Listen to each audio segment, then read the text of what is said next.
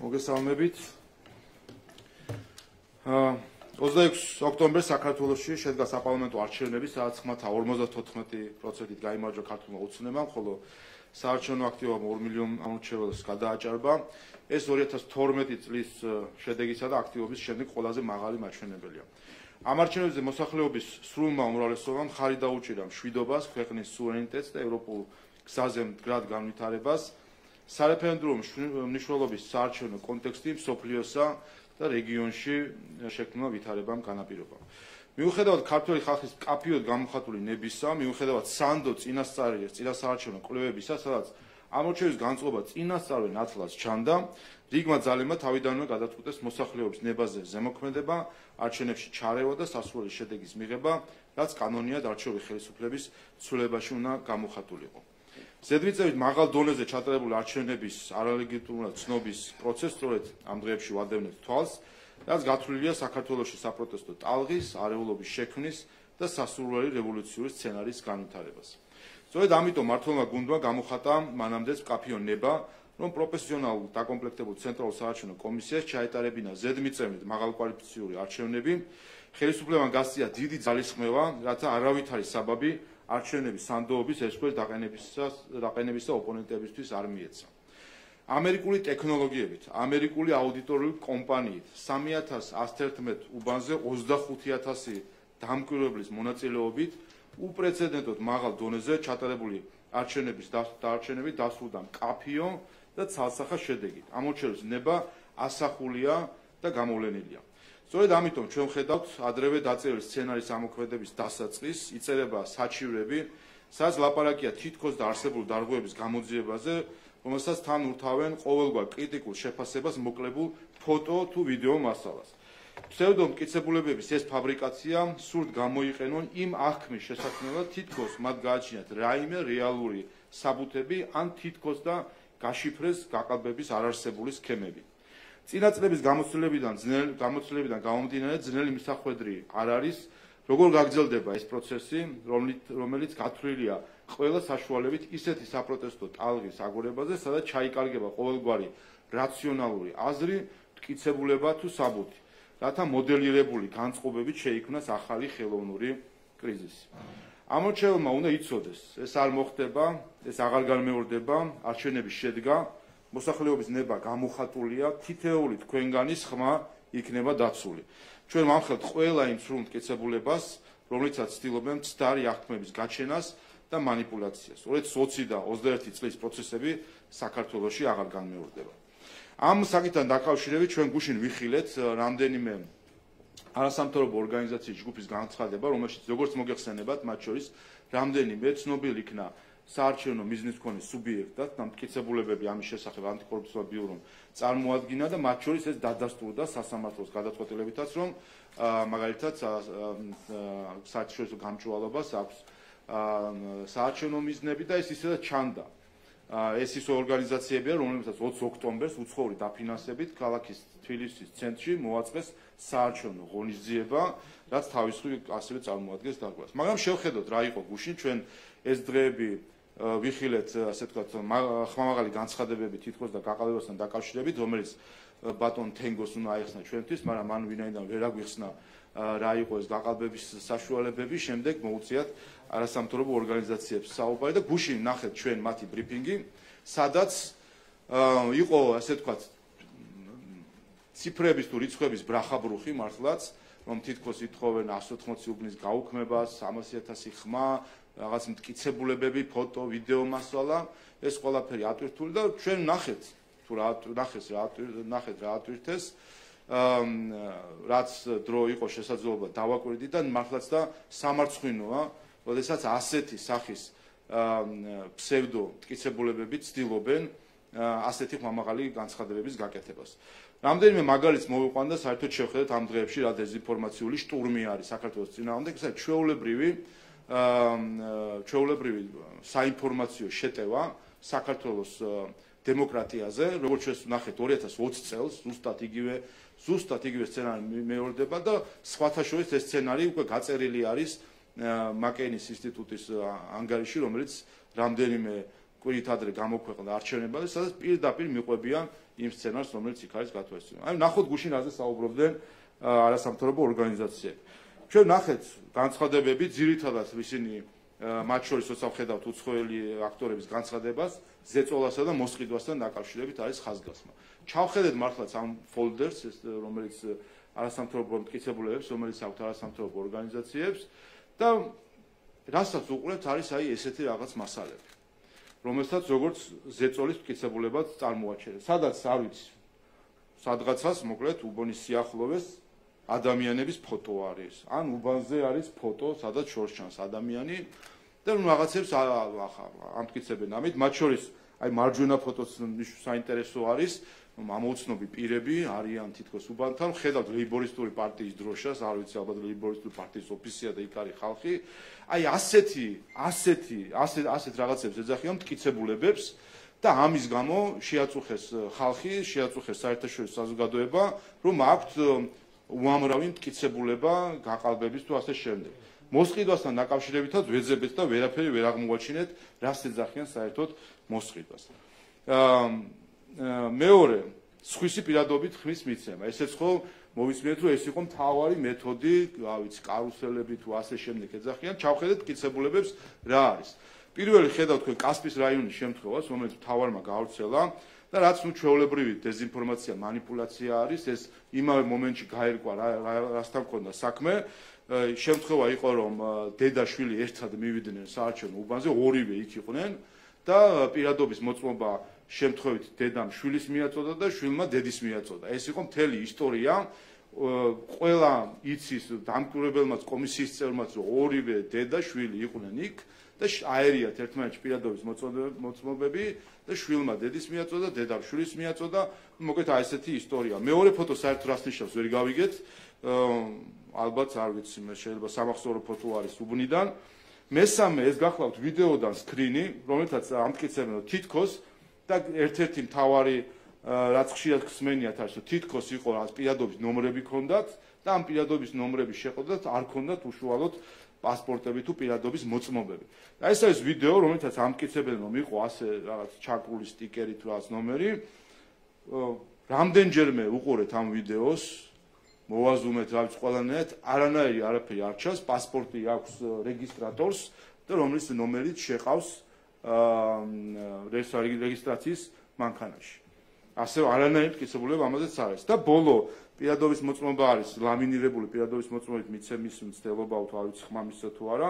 ამასაც ჩავხედეთ, ჯერ ესე თავად ლამინირებულ პირადობის მოწმობაზე წერია, რომ 25 წლამდე ქონდა ვადა. ეს ერთია.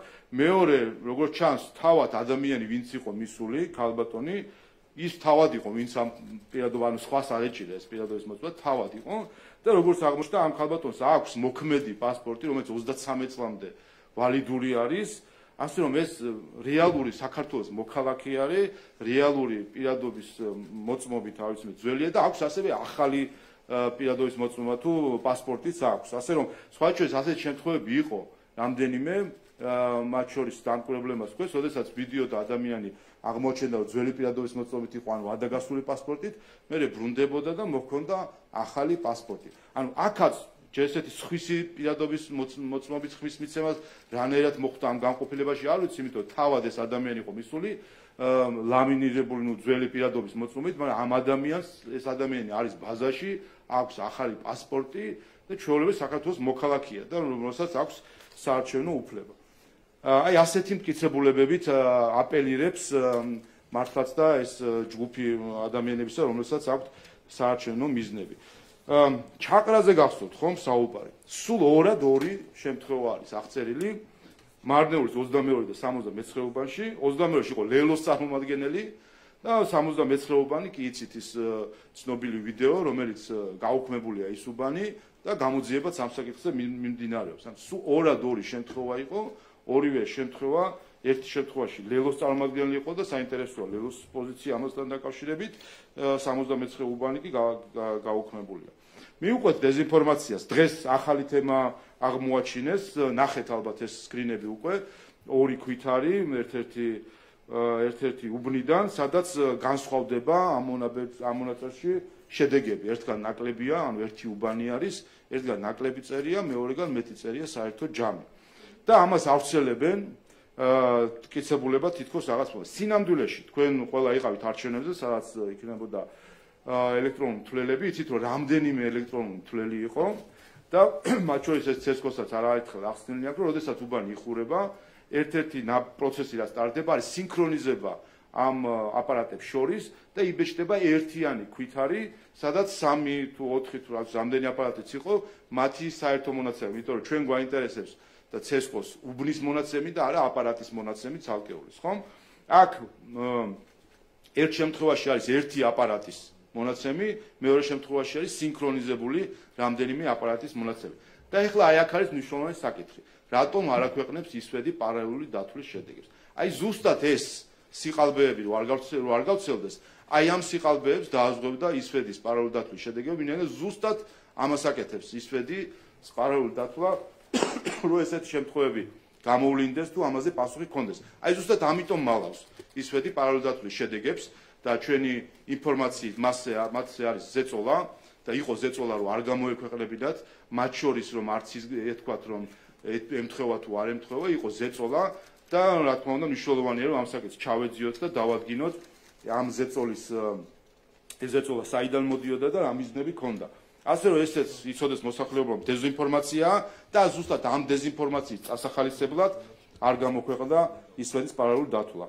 შემდეგი, ეს ახლა სტატისტიკა მოსახლეობის და ამორჩევლის რაოდენობა რო სხვაობა არის გუშინაც მოგახსენეთ ბრიფინგზე, თუმცა ჯიუტად კვლავ აი ასეთი ცხრილები ვრცელდება და იწერება პოსტები, სადაც ცდილობენ წარმოაჩინოთ თითქოს უფრო მეტმა ადამიანმა მისცა ხმა ამა თუ იმ ოლქში, ვიდრე იქ არის ამორჩეველი. რაც არის სიყალბე კიდევ ერთხელ ავხსნი, ორი სხვადასხვა მონაცემი არის. მაცხოვრებელი ნიშნავს, რომ საქსტატის მიერ აღწერილი მოსახლეობა, რომელიც რეალურად ფაქტობრივად იქ ცხოვრობს, რეგისტრირებული არის აი ის ხალხი, საცობები რო იყო და ევროპულ საცობებს რო ეძახდნენ, რომელიც ბრუნდებოდა თავის იმ ადგილას, სადაც ისინი რეგისტრირებული არიან და ზუსტად ეს ხალხი არის, ასე ვთქვათ, მოქალაქეები, რომლებიც არჩევნებში იღებენ მონაცემს. ანუ ორი სხვადასხვა რიცხვია, მაცხოვრებელი ნიშნავს, ვინც ფაქტობრივად არის რომელიღაც დასახლებულ პუნქტში, აი იქ იმყოფება, ცხოვრობს,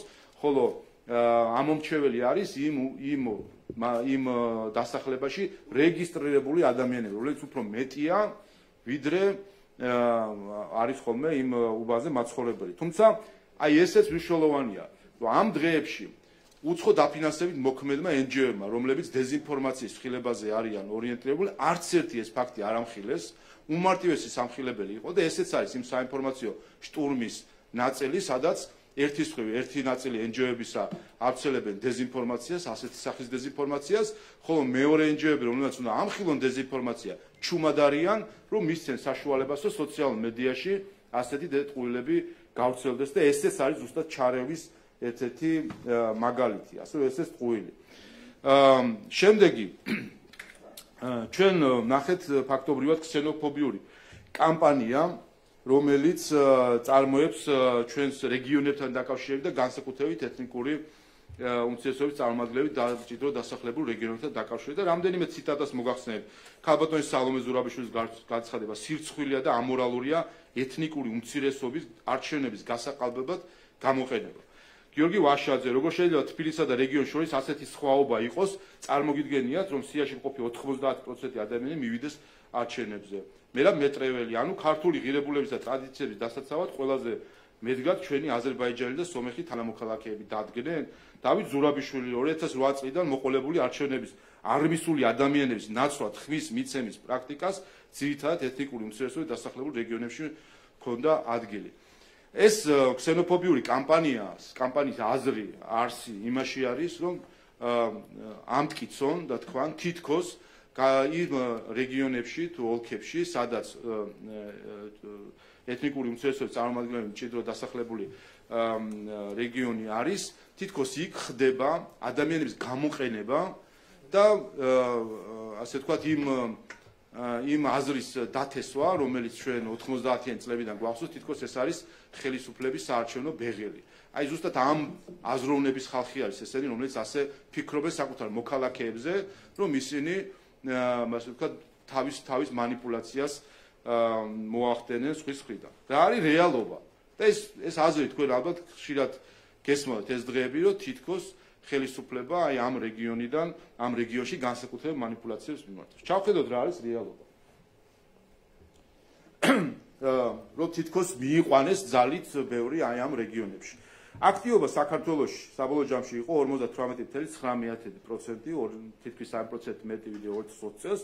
თბილისში 62% იყო თითქმის აქტივობა თბილისის. ეხლა შევხედოთ რეგიონებში როგორ იყო აქტივობა. ყველაზე დაბალი აქტივობის მქონე ტოპ 5 რეგიონი, ოლქი, ყველაზე დაბალი, შემდეგი თანმიმდევრობით. ყველაზე დაბალი მთლიან საქართველოში ჰქონდა მარნეულს 43%. მათ შორის 4%-ით უფრო ნაკლები ვიდრე 2020 წელს. შემდეგ გარდაბანი 44%, წალკა 46%, ბოლნისი 46% და ზუგდიდი 47%. აი თქვენ ხედავთ, რომ ზუსტად ის რეგიონები, რომელზეც ამტკიცებენ ქსენოფობიური კამპანიით, რომ ხდება ადამიანების გამოყენება და ასე ვთქვათ, იმისთვის რომ არ არსებული აი პირადობის ნომრების გამოყენებით, არ მისული ადამიანების ნაცვლად სხვების ისა ჩაყრა და ასე შემდეგ, ზუსტად ამ რეგიონებში ხედავთ, რომ არის ყველაზე დაბალი აქტივობა სხვა რეგიონებთან შედარებით, რაც თავისთავად უკვე აბათილებს აი ამ ქსენოფობიურ კამპანიას და ამ ხელს ქსენოფობიურ კამპანიას. და პირიქით შევხედოთ, ყველაზე მაღალი აქტივობა სად არის, მათ შორის რომ ამტკიცებდა ბატონი ვაშაძე, თითქოს 90% ადამიანების არის გამოცხადებული, ქედა 76, ასპინძა 73, ხარაგაული 72, ამბროლაური 70, ადიგენი 79 და მათ შორის მოგახსენეთ, რომ თბილისი არის ერთ-ერთი ლიდერი აქტივობის მხრივ 62% იყო საქართველოში. აი ეს ამ ხელს კიდევ ერთხელ თუ როგორი რაზე არიან წამსვლელები, ეს მართლაც უსამშობლო ჯგუფები, ქალბატონი სალომეს მეთაურობით, რომ ქსენოფობიურ კამპანიას აღვიებენ საქართველოში და ჩვენ ნახეთ შემდეგ სოციალურ ქსელში თუ რა ტიპის კომენტარები და ტექსტები იწერებოდა ამ რეგიონებთან დაკავშირებით, არასამთავრობო ორგანიზაციების წარმომადგენლების მხრიდან და ეგრეთ წოდებული აქტივისტების მხრიდან, რაც არის სამარცხვინო, რომ ამას ყველაფერს აქეზებს ადამიანი, რომელსაც პრეზიდენტის თანამდებობა უკავია. ასევე რომ თითქოს ამავე კინოდან არის ასე ვთქვათ, რომ თითქოს ზუსტად აი ამ რეგიონებისში არის მატება, დიდი ასე ვთქვათ და ასე შემდეგ და ხარდაჭერა და თბილისზე რომ აპელებენ. შევხედოთ ერთი თბილისმა რომ უარი უთხრა ოპოზიციურ პარტიებს და თბილისში რომ ქართული ოცნებას გაუმჯობესებული შედეგი როგორი ჰქონდა. შევხედოთ თბილისის მაჩვენებლებს 2020 და 24 წლის შედარებით. ქართულმა ოცნებამ 45,000 ხმით მეტი მიიღო ვიდრე 2020 წელს. ჩვენ თბილისმა კიდევ უფრო მეტად დაგვიჭირა მხარი ვიდრე 2020 წელს. ჯამში თუ ნახავთ თქვენ ოლქების მიხედვით, საშუალოდ 21% გვაქვს დამატებული ხმა ყველა ოლქში. ყველა ოლქში გვაქვს მატება თბილისში და ოპოზიციას იცით რომ ზოგადად საქართველოში კლებავ და შევხედოთ ვინ მოიგო თბილისი. ქართულმა ოცნებამ 263,000 ხმა აიღო თბილისში და იმის შემდეგმა პარტიამ აიღო 90,000 ხმა. ანუ 170,000 ხმით მეტი ავიღე თბილისში ვიდრე მეორეზე გასულმა პარტიამ. რაც შეეხება დაჯამებებს ძალიან რო უყვართ. ერთი ისიც კითხეთ, პატრიოტ ალიანსის 2%-ს როგორი იმატებენ, ერთი ეგ გვაინტერესებს, ანუ რა უნდათ ამის თქმას, რომ მათი არის ეს ხმები და სხვა პარტიებს ჩახედავენ და რო იმატებენ ხოლმე კალკულატორი მაგხრივ ძალიან კარგად უყავს. თუ დაჯამება უნდათ, დაჯამება რო ზდომებოდათ, გამოვიდოდნენ ერთად. ყველა ეს ოპოზიცია გამოვიდოდნენ ერთად, აი დავეჭიდებოდი და მე შეხედავდნენ, რას ეთქოდათ ქართველი ხალხი. ასე თუ დაჯამება უნდათ, მანამდე ეფიქრა და ახლა შეირგონ ის შედეგი, რომელიც მათ აქვთ, მათ შორის ნაციონალური მოძრაობა ბოლოზე გავიდა თბილისში. ბოლო ადგილზე გავიდა ნაციონალური მოძრაობა, რაც არის მათი საბოლოო პოლიტიკური განაჩენი ამ ჯგუფის, თუმცა აი ეს გაშლის მეთოდით კიდე შეძლეს რაღაცნაირად გადანაწილება ხმების. შემდეგი აპარატებთან დაკავშირებით ნახეთ ასევე მცდელობა რომ გუშინავს თქვი რომ დაეჯახნენ ტექნოლოგიას, ეხა ადამიანებს მოინელეს ეთქობა და ეხა უნდა დაეჯახნონ მანქანებს. პირდაპირ მიდის კამპანია იმისთვის რომ შეარყიონ ნდობა თველების მიმართ ქალბატონის სალომეს განცხადება ტექნოლოგია გამოყენებული იყო იმისთვის, რომ გაეთეთრებინათ გაყალბება. არ ვიცი საერთოდ ქალბატონ სალომეს შინაარსი ესმის თუ არა ამ განცხადების. ბატონი ვაშაძის განცხადება, რომ დიდი თაღლითობა მოხდა ამ აპარატებში манипуляციების რაღაც 1000-ში რაღაცები შეიტანეს ჩატვირთვეს. მეორე მხრივ თავად ბატონი ხაზარაძე ამბობს, რომ მანქანაში კი სწორად ჩასძახესო, მაგრამ იმან არასწორად იმან არასწორად ამოძახაო, მაგრამ არასწორად ჩასძახესო. აბსოლუტური აბსურდი. ამაზე რაც როგორ შეიძლება საუბარი, ეს ის ხალხია, რომელიც მანამდე ამტკიცებდა, რომ შეუძლებელია რაიმე манипуляცია ამ მანქანებში და ახლაც თენგომაც ვერ აგვიξნა საბოლოო ჯამში რა მოხდა ამ აპარატებში, მაგრამ ყოველ შემთხვევაში ლაპარაკობენ და აბნევენ მოსახლეობას. სინამდვილეში ვერ ვთქვი, რომ ამერიკული ტექნოლოგიით ჩატარებული არჩევნებია, ეს არის ამერიკული კომპანიის ასე ვთქვათ მოწყობილობები, თვლელები და აპარატები, აუდიტი ჩატარდა ამერიკული კომპანიის მიერ. ასევე ხა მოთხოვნა პასუხიც ძალიან უნდათ ამერიკელებს კითხონ, რამდენად არის სამი თუ არა. და მათ შორის აუდიტი ჩატარდა ორი ფაზა და მესამე ხა მიმდინარეობს და მესამე აუდიტის შედეგებიც იქნება, როგორც პირდაპირ დაადგინა გარე დამოუკიდებელმა აუდიტმა ამერიკულმა აუდიტმა დაადგინა ამორჩეთა სიების შესაბამისობაში აპარატში, ამორჩევის დუბლირება არის შეუძლებელი და გახსოვთ ამაზე აპელირება, ამობეჭდების სიების შეესაბამება იმ სიებს, ტექნოლოგია შეუძლებელია ვიდრეს არჩევანის მოდიფიცირება შემდეგ, აი მიათვალესოთ თვითონ ამბობენ და ასევე ამ მონასტერზე არის ის მონასტერები, რაც უნდა იყოს მოცემული, ასე რომ ესეც აბსოლუტური დეზინფორმაცია. და ბოლო საკითხი, რომელსაც ახლა აპელირებენ და რამდენჯერმე გაიცა პასუხი, მაგრამ კიდევ ერთხელ უნდა ითქვას, რომ თითქოს შეუძლიათ ხელი შეუშალონ ქართულ ხალხს, რომ მისმა პარლამენტმა იმუშაოს და რადიკალურმა ოპოზიციამ დაბლოკოს ქართული ხალხის უმრავლესობის ნება. პირველი ტყუილი სიის ჩახსნაზე. ძვირფასო ოპოზიციის ამორჩევანი. იცოდეთ, რომ ტყუილია თითქოს რამე ჩახსნეს, ან რამე შეუძლიათ ეხლა ჩახსნან. არის აბსოლუტურად ტყუილი. ეს არის თქვენ ემოციებზე თამაში. სინამდვილეში არანაირი ჩახსნა არ შეიძლება და პირველ სხდომაზე ვერაპირ სხდომამდე პარლამენტის ვერაფერს ვერავინ ვერ ჩახსნას. ეს ერთი. მეორე, პირველი სხდომის შემდეგ პარტიას შეუძლია ჩახსნას მხოლოდ ისია, რომელიც არის დეპუტატების მიღმასი, ან ვინც ვერ მოხდა, აი ისია შეუძლია ჩახსნას პარტიას, ეს მეორე საკითხი, თუმცა ვერ ჩახსნის იმ დეპუტატებს, რომლებიც გახდნენ დეპუტატები, იმას პარტია თითს ვერ დაადებს და ვერაფერს ვერ ჩახსნის. და მესამე, თუ კი მოითხოვს დეპუტატი მანდატის შეწყვეტას, აქაც თავად პარლამენტი იღებს ამაზე გადაწყვეტილებას. ეხლა ეს კინო ნანახი გვაქვს 2020-21 წლებში, ხო და კიდე ამის ახსნა როა საჭირო, ცალკე ამბავია, მაგრამ მაინც გავიმეორებ, რომ რაც მოხდა 2020 წელს. თქვენს რო ჩავხსნით სიები, იყო ტყუილი და პარლამენტი შეიკრიბა და ძნელად უფრო ცალით უფრო ამოსულა. მე თქვენს რო არ გვინდა შეგვიწყირდეთო, უთხარით ვიფიქრებთ თქო და მხარი არ დაუჭირეთ და ბოლოს კი შემოვიდა ყველა იმ პარლამენტში და მადლობებს გვიხდიდა, რომ არ ჩავხსერით სხვათა შორის და აქვე საჯაროთაც არ ვიცი ნათქვა მიიღო თუ არა, გვეხვეწებოდნენ რომ კანონი შეგვეცვალა და ციები რო ქონდა ჩახსნილი, აი შემდეგი დეპუტატი, ვინც არ იყო დეპუტატი და უნდა შემოსულიყო, აი ის რო აღგვედგინა, რომ შემოსულიყვნენ სხვები, გვეხვეწებოდნენ, რომ ეს გაგვეკეთებინა. აი ამას აკეთებდნენ საკუთარი ამორჩევლის ზურგს უკან, სინამდვილეში ისე უნდათ პარლამენტში ყოფნა. და კიდე ერთი ტყუილი, რომელიც შეეხება პარლამენტის უფლებამოსილების ცნობას, თითქოს შეუძლიათ ხელი შეუშალონ ამას. ესეც გადაღეჭილი თემაა 2020 წელს, მაგრამ კიდე ერთხელ გავმარტავ. პირველი სხდომა პარლამენტის კონსტიტუციის მიხედვით იმართება ცესკოს შემაჯამებელი ოთქმის დამტკიცებიდან არაუგვიანეს მე-10 დღისა. ეს გახლავთ ვალდებულება, პარლამენტი ვალდებულია, რომ როცა იქნება შემაჯამებელი ოქმი 10 დღის განმავლობაში არაუგვიანეს მე-10 დღისა, ყველაზე ბოლოვა და აი მე-10 დღეს შეიკრიბოს სხდომაზე.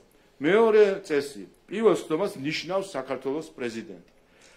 და ჩვენ ხედავთ, რომ როგორც ჩანს ქალბატონი სალომე არ აპირებს რომ ჩანიშნოს და ასეთ მიდიან, მნიშვნელობა არ აქვს ის ამას დანიშნავს თუ არ დანიშნავს, მე-10 დღეს პარლამენტი ვალდებული იქნება რომ შეიკრიბოს, ამიტომ თუ არ დანიშნავს, მაინც შეიკრიბება, ამასაც ვერ შეაფერხებს. და მესამე საკითხი თითქოს 2/3 უნდა იყოს დეპუტატები და ასე შემდეგ, ტყუილია ესეც, 2020-ში ესეც არაერთხელ გადაღეჭილი თემა არის. 76 დეპუტატი თუ ესწრება სხდომას, ერთი კეჭისყრა ტარდება, ცნობთ 150 დეპუტატის უფლებამოსილებას და მორჩა. განცხადება, პროტესტი არ მინდა, ნუ მათ ძალით ნუ შემიყვანთ პარლამენტში, ამას არანაირი მნიშვნელობა არ აქვს. ერთი კენჭისყრა ტარდება, 150 დეპუტატის უფლებამოსილება იქნება ცნობილი და ამითი იქნება პარლამენტი უფლებამოსილი. აი ასეც ფაქტობრივად თაღლითურ სქემასთან გვაქვს ჩვენ ახლა საქმე, სადაც არის რამდენიმე არასამთავრობო ორგანიზაციის და პარტიის, რომელთაც ჰქონდათ ერთობლივი წინასაარჩევნო კამპანია, მათი ცდილობა, რომ ფსევდო მტკიცებულებებით ამტკიცონ, რომ თითქოს მოხდა რაღაცა გაყალბება და ასე შემდეგ და არანაირი მტკიცებულება არ აქვს და ერთი საკითხი კიდევ გუშინ მოვისმინეთ, რომ 186 ოლქი ბუბნის გაუქმებას ვითხოვთო. ეს კინოც ხომ არ ნახილო. 2020 წელს ოპოზიცია თუ არ ვცდები 500 თუ 600 უბნის გაუქმებას ითხოვდა და სხვათა შორის NGO-ები, ახალგაზრდა ევროპის ასოციაცია მაშინ ითხოვდა თუ არ ვცდები 120 უბნის გაუქმებას. არაფერი ახალი ამაში არ არის. ზუსტად მე ვამბობდი რომ იმედია რომ იმავე დინარეში არ შევედნენ, მაგრამ ზუსტად იმავე ჭაობში შევიდნენ, სადაც შევიდნენ 2020 წელს და ზუსტად იმავე შეცდომას უშვებენ. რაც თავარია, ქართულმა ხალხმა თავისი არჩევანი გააკეთა, 2,60,000 ადამიანი ტყუილად არ მოვიდა იქ და რიგში არ იდგა და უხაროდათ ძალიან რომ რიგები არის. ბოლოს ხო აღმოჩნდა ვისი ამორჩეველი იყო ეს. ეხლა რომ ამბობენ 300,000 ხმაო დამატებული აქვს თუ რა ვიცი, კი მაგრამ ის ხალხი რიგებში ვინ იყო? ის ცოცხალი ადამიანები არ იყო, თუ კი ეს დამატებული ხმებია, იქ ხო მაშინ სიხალვათე უნდა ყოფილიყო, ხო? სინამდვილეში.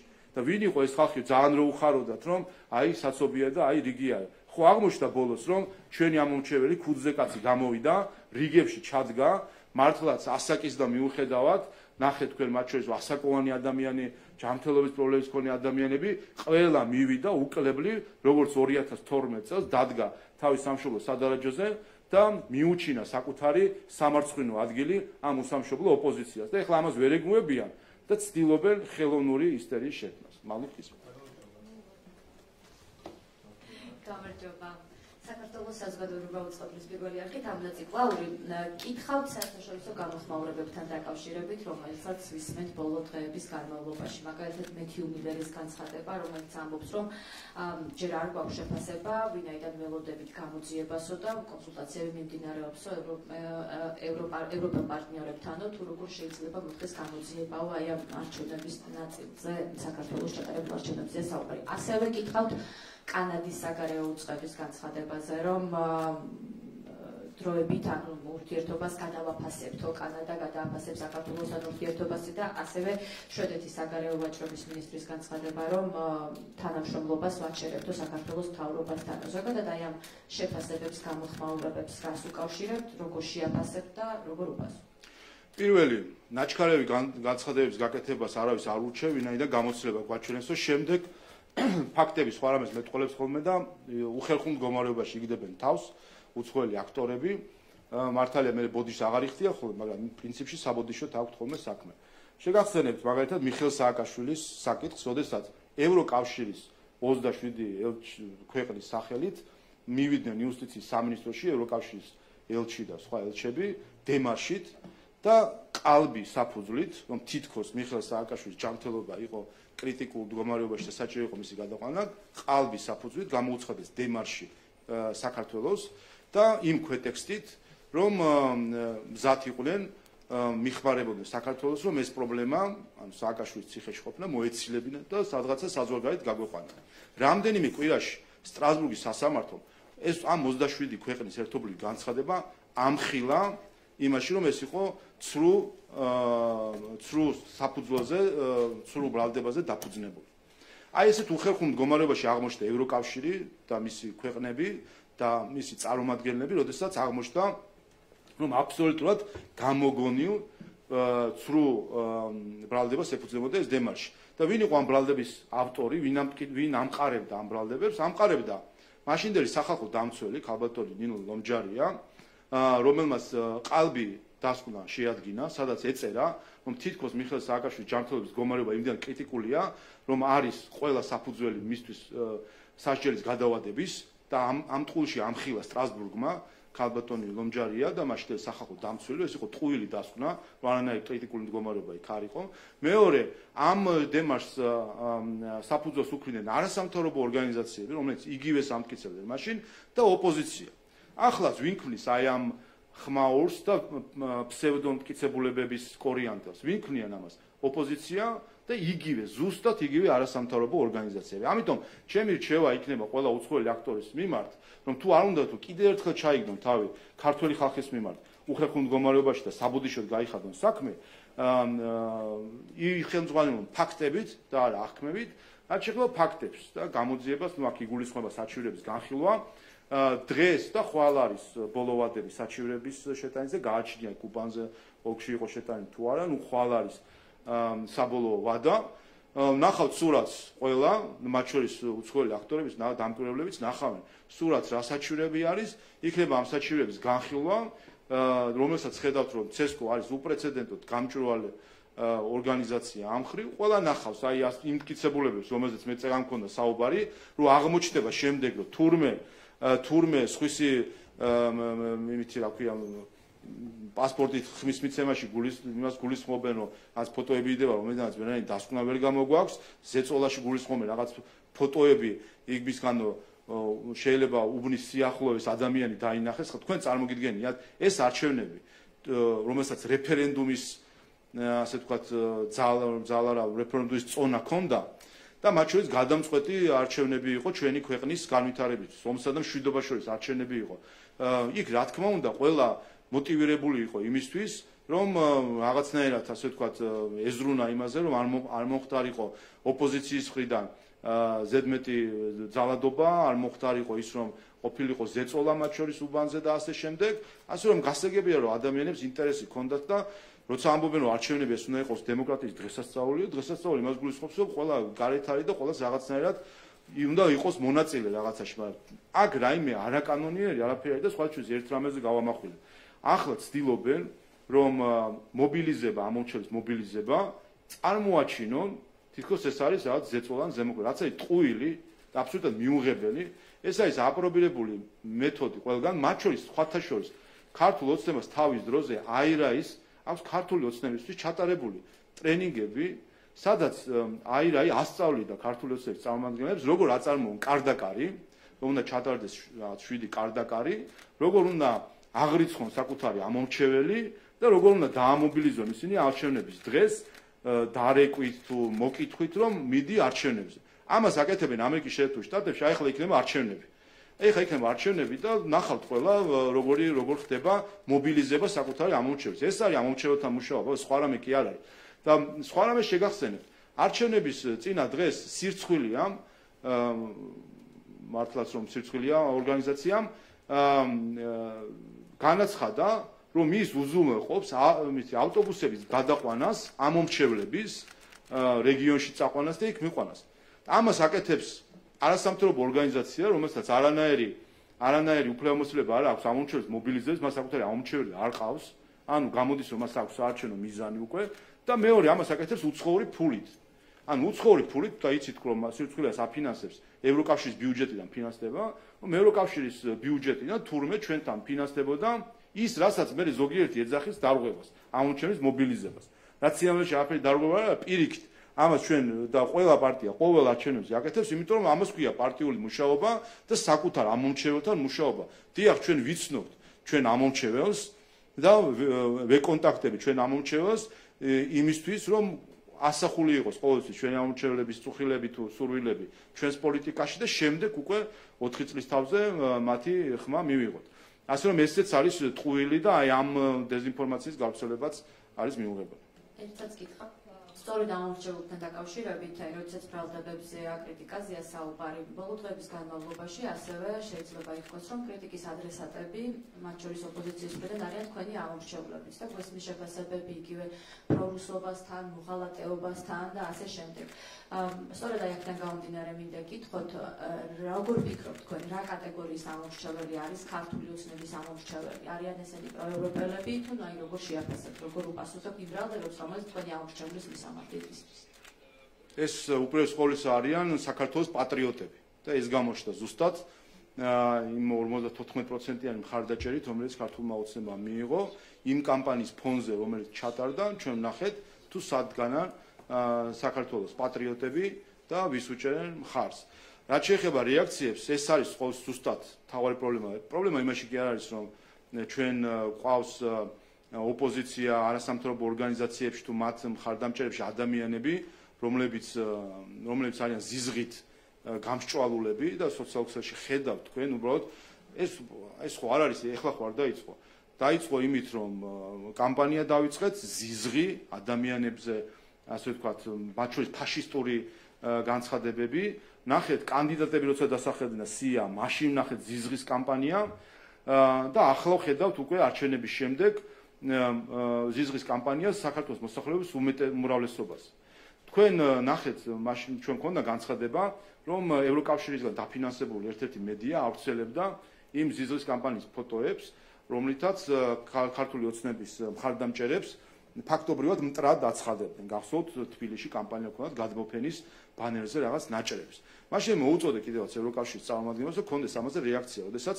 ევროკავშირის ბიუჯეტიდან დაფინანსებული ორგანიზაცია ფაშისტურ კამპანიაში არის ჩართული რაც ნიშნავს იმას რომ მოსახლეობის უმეტესობას აცხადეს მტრად და აცხადებს თავდასხმის ზეწოლის და მტრობის სამიზნედ და ზუსტად ის რომ ამაზე რეაქცია არ აქვს არავის და წაუყროა ყველა დონორმა თვალი დაუხუჭა ყველა მხარდაჭერა პირიქით აქეზებენ რომ თქვენ ხართ დიახ ნამდვილი საქართველოს თქვენ ხართ და მხარს გიჭერთ ხედავთ ხო ზოგიერთ უცხოელის განცხადება აი ზუსტად ეს აქეზებს საქართველოში აი ამ ზიზღს პოლარიზაციას და სინამდვილეში ჩვენ თუ ჩავიხედებით ყველა იმ პროცესებში რაც არის სინამდვილეში პოლარიზაცია რადიკალიზმი და ეს ზიზღი წაქეზებული არის გარედან და ეს არის ყველაზე სამწუხარო ის ადამიანები ვინც არიან აი ამ ზიზღის ბაბლში მოქცეული და თავის უკმაყოფილებას ასე თუ გადმოაფრქვენ ვერც კი ხვდებიან უბრალოდ არიან ინსტრუმენტალიზირებული სხვების მიმართ და ხშირ შემთხვევაში ქვეყნის გარეთ ყოფი ჯგუფების მხრიდან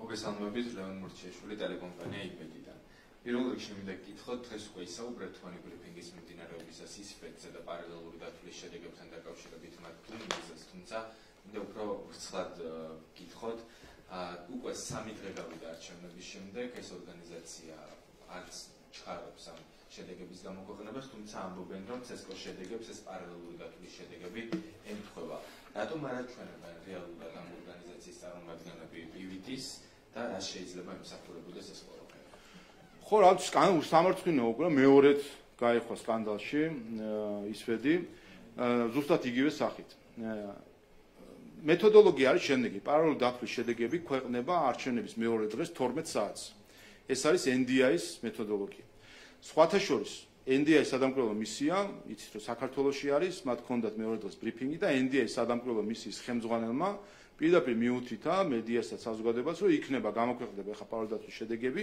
ჩვენც ველოდებით და აი ამ შედეგებით ვიხელმძღვანელებთ ან აი ეს გადაამოწმებს მათ შორის სანდოობას დათვლისა და რა ვნახეთ ჩვენ გახდა 12 საათი არაფერი არ გამოქვეყნდა გახდა პირველი 4 5 7 8 საათი და ბოლოს დღის ბოლოს იმის გამო რომ ბევრი მხრიდან იქნა მოკითხვა კი მაგრამ რა ხდება დღის ბოლოს დადეს განცხადება რომ ზოგადად ემთხვევა მაგრამ არ გამოვაქვეყნებთ ზუსტად იგივე სცენარი იყო 2020 წელს მაშინაც დაგვიანებით გამოქვეყნდა 12 საათიანი ვადა დაარღვიეს მაშინ გამოქვეყნების 12 საათზე და თუ არ ვცდები 4 საათზე გამოქვეყნდა გაყალბებული პივიტი გახსოვთ მაშინ ახლა არ ვიცი შეიძლება ახლაც უნდა რაიმე გაყალბებული რიცხვები გამოქვეყნებული იყო და ბოლომდე ვერ წავიდნენ ამაზე თუ არ ვიცი რა მოხდა მაგრამ ფაქტია რომ მალავენ პარალელური დათვლის შედეგებს და დღეს ვნახეთ ერთი მაგალითი რატომაც მალავენ ერთი მაგალითი არის ეს ოდესაც უკვე ოქმებით დაიწყეს манипуლირება და ზუსტად ეს არის პარალელური დათვლის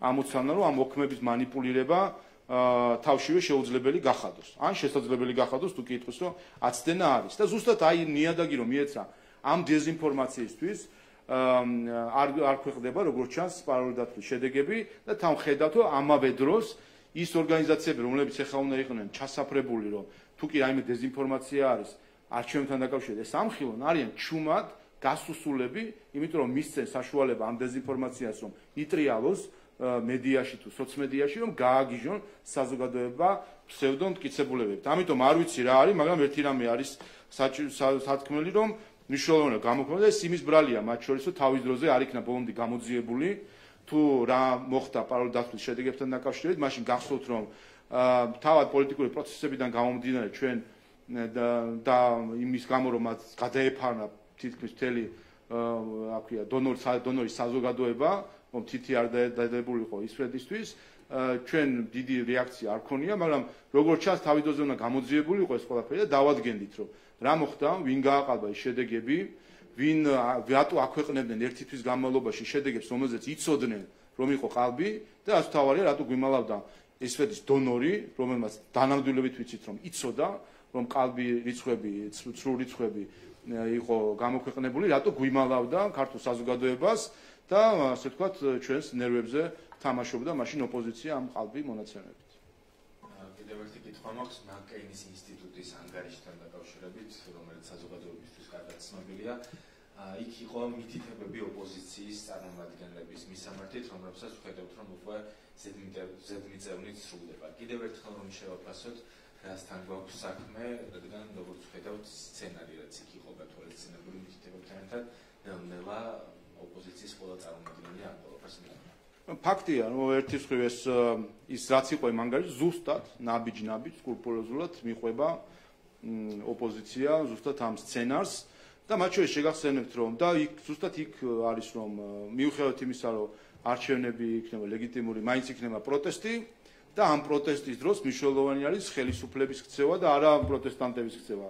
მშვიდობიან და ჩვენ ნახეთ უკვე გუშინ განცხადებები სხვა უცხოელი აქტორისგან, რომელიც ამბობს, რომ პროტესტი იქნება და ხელისუფლება უნდა იყოს თავშეკავებული და თურმე არა ისინი, ვინც აქციაზე გადიან, თურმე მათთვის არ ვიცი, შეიძლება ძალადობისთვის გზად ხსნილი იყოს, ყოველ შემთხვევაში ჩვენ ნახეთ ახლა ბოლოს აქციების დროს თავდასხმა საქართველოს პარლამენტზე, პირდაპირ შეტევა და შტურმი საქართველოს პარლამენტზე, რომლის შედეგადაც დაზიანებები მიიღო მათ შორის შენობამ, როგორ წარმოგვიჩინეს, როგორც მშვიდობიან პროტესტად აბსოლუტურად ურცხვად. რაც შეეხება ანგარიშს, შეგახსენებთ, რომ ეს ანგარიში შედგენილი არის ქალბატონი ლორა თორნტონის მიერ, რომელიც საქართველოს დიდი ხნის განმავლობაში NDI-ს ხელმძღვანელობდა და შეგიძლიათ ნახოთ NDI-ს მაშინდელი კვლევები რა იყო არჩევნებთან დაკავშირებით და როგორ იყო აცდენილი რეალურ შედეგებს, მაგრამ მეორე რამესაც ვიტყვი, ზუსტად ეხლა ამ არჩევნებზე ქალბატონი ლორა საკუთარი სოციმედიის საშუალებით ავრცელებდა დეზინფორმაციას, თქვა იმ საკითხთან დაკავშირებით, რომ exit polls-ა და CSKO-s შედეგებს შორის აცდენა აჩვენებდა, რომ CSKO-მ გააყალბა არჩევნები. აი ამ ნარატივს ავრცელებდა ქალბატონი ლორა თორნტონი პირადად ავრცელებდა ამ განცხადებას უცხოელი მკითხველისთვის, ასე ვთქვათ, რომ ეს აცდენა უჩვენებდა, რომ იყო ეს 1000%-იანი მტკიცებულება იყო გაყალბების. აი ამ სიტყვით ამას ამბობდა.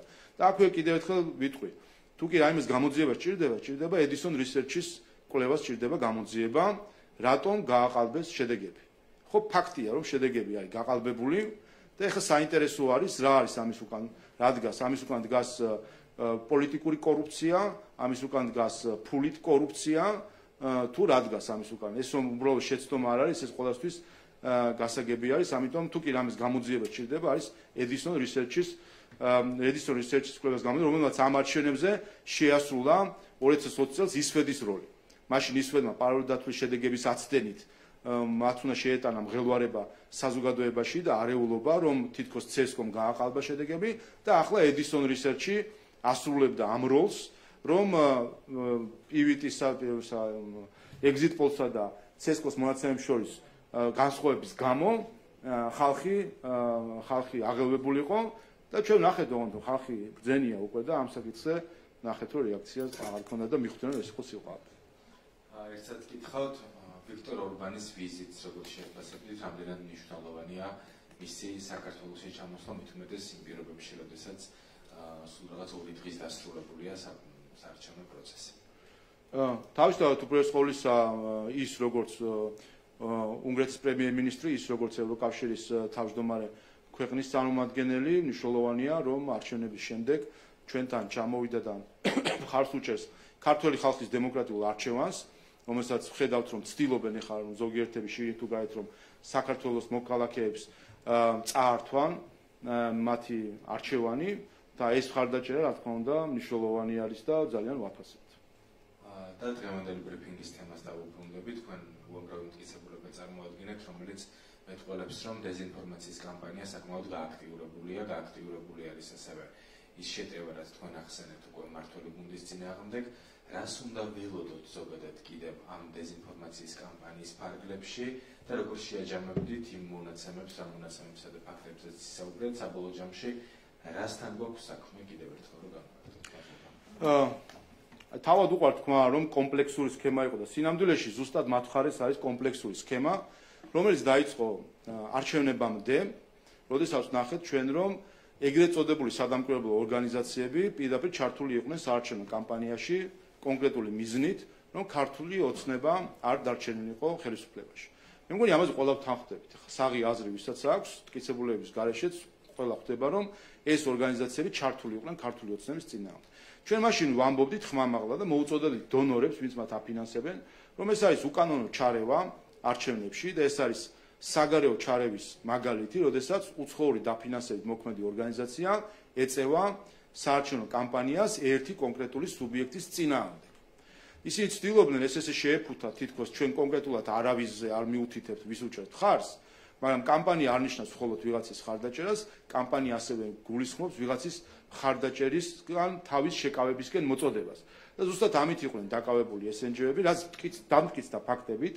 ჩვენ ვნახეთ მაგალითად, რომ ეგრეთ წოდებული დემოკრატიის ფესტივალი, რომელსაც დანის ხელისუფლება აფინანსებდა, როგორ ხდებოდა იქ წარმოებდა საარჩევნო კამპანია ოპოზიციის, მოუწიათ ბოლოს აღიარება ამ ყველაფრის და მათ შორის ანტიკორუფციულ ბიუროც აღიარა ისინი საარჩევნო ბიზნეს მქონე სუბიექტებად, საერთაშორისო გამჭვირვალობის ფაქტი, შემდეგ მეორე ის იყო ევროჩემი არჩევნით რაღაც მოკლედ ორგანიზაცია, რომლიდანაც ასევე შეიცხადეს ქალბატონი ლაგაზიძე რომ ხელმძღვანელი შეიცხადეს რას ქვია რა საარჩევნო მიზნები გვაქვს და მათი ორი ლიდერი ამ შეცხადებიდან ორ დღეში აღმოჩნდა ლელოს საარჩევნო სიაში.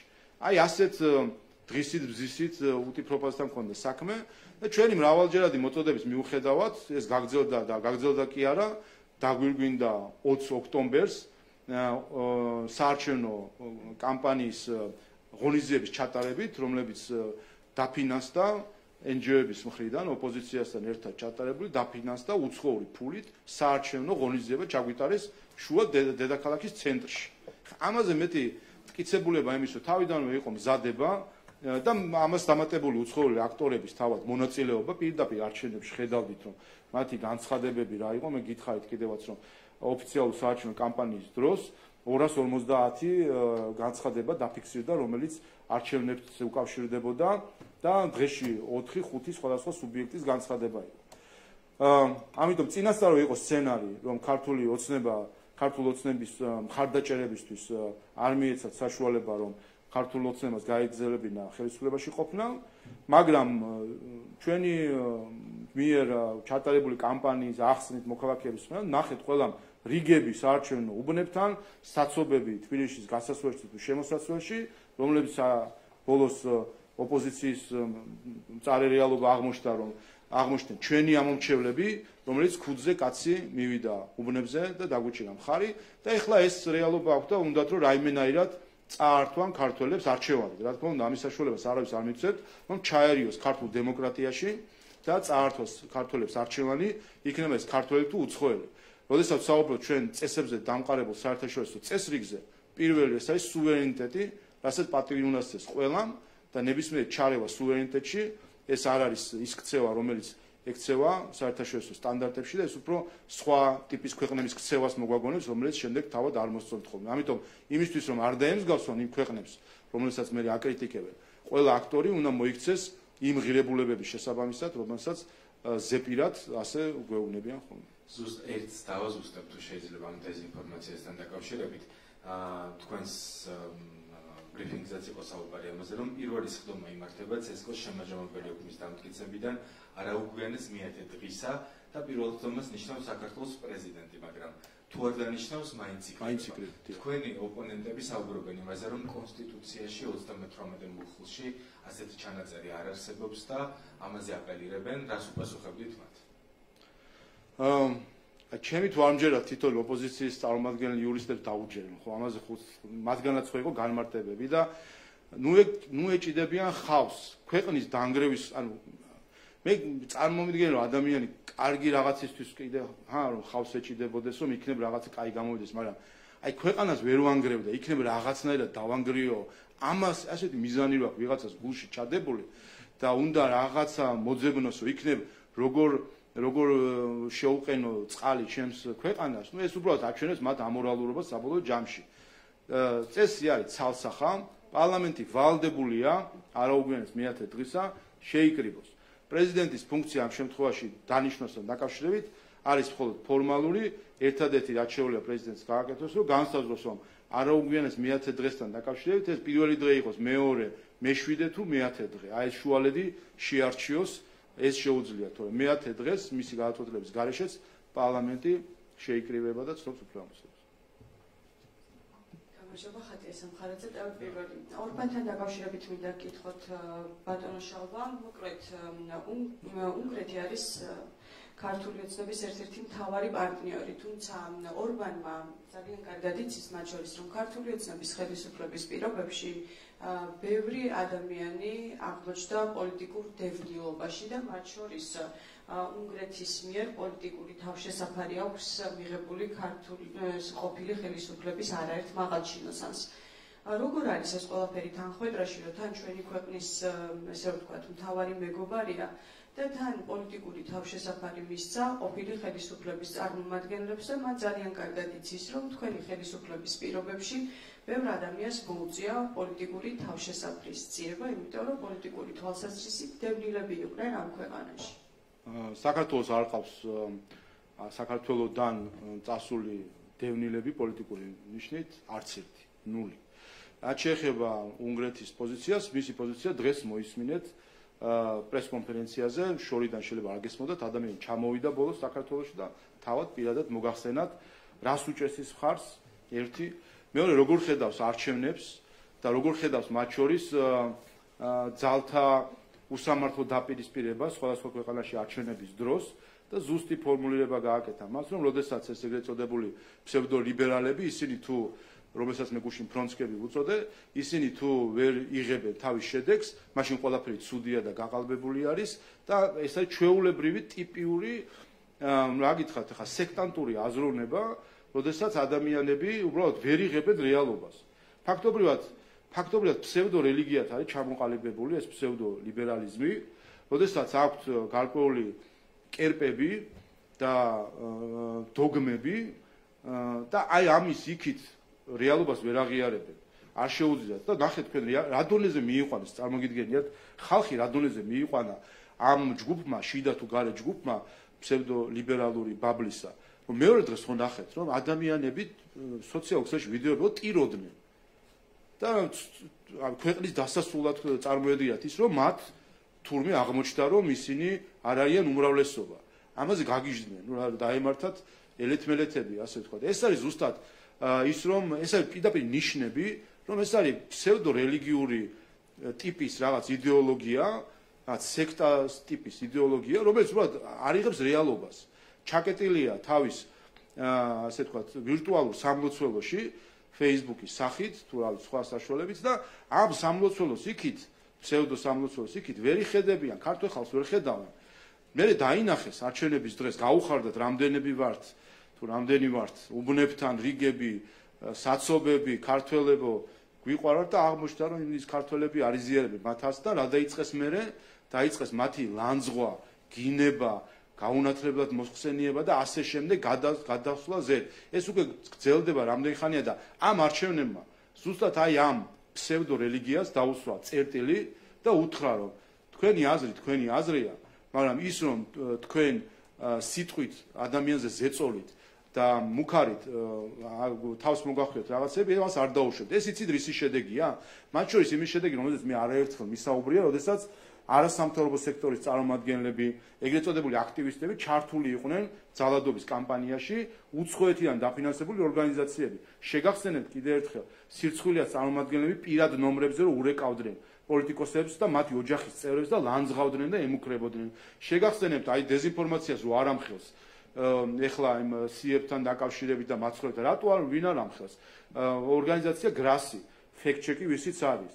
რას ამხელენ თვითონ მათი რედაქტორი, მთავარი რედაქტორი მიუვარდა პარლამენტის წევრს და მათ ოჯახებს და შეურაცხყოფას აყენებდა და ვერბალურად თავს დაესხა. ამიტომ ეს არის შედეგი იმ წაყურუებისა და როგორც ჩანს, ეს არის განზრახი წაყურუება საქართველოში საზოგადოებაში დაპირისპირების წასაგეზებად.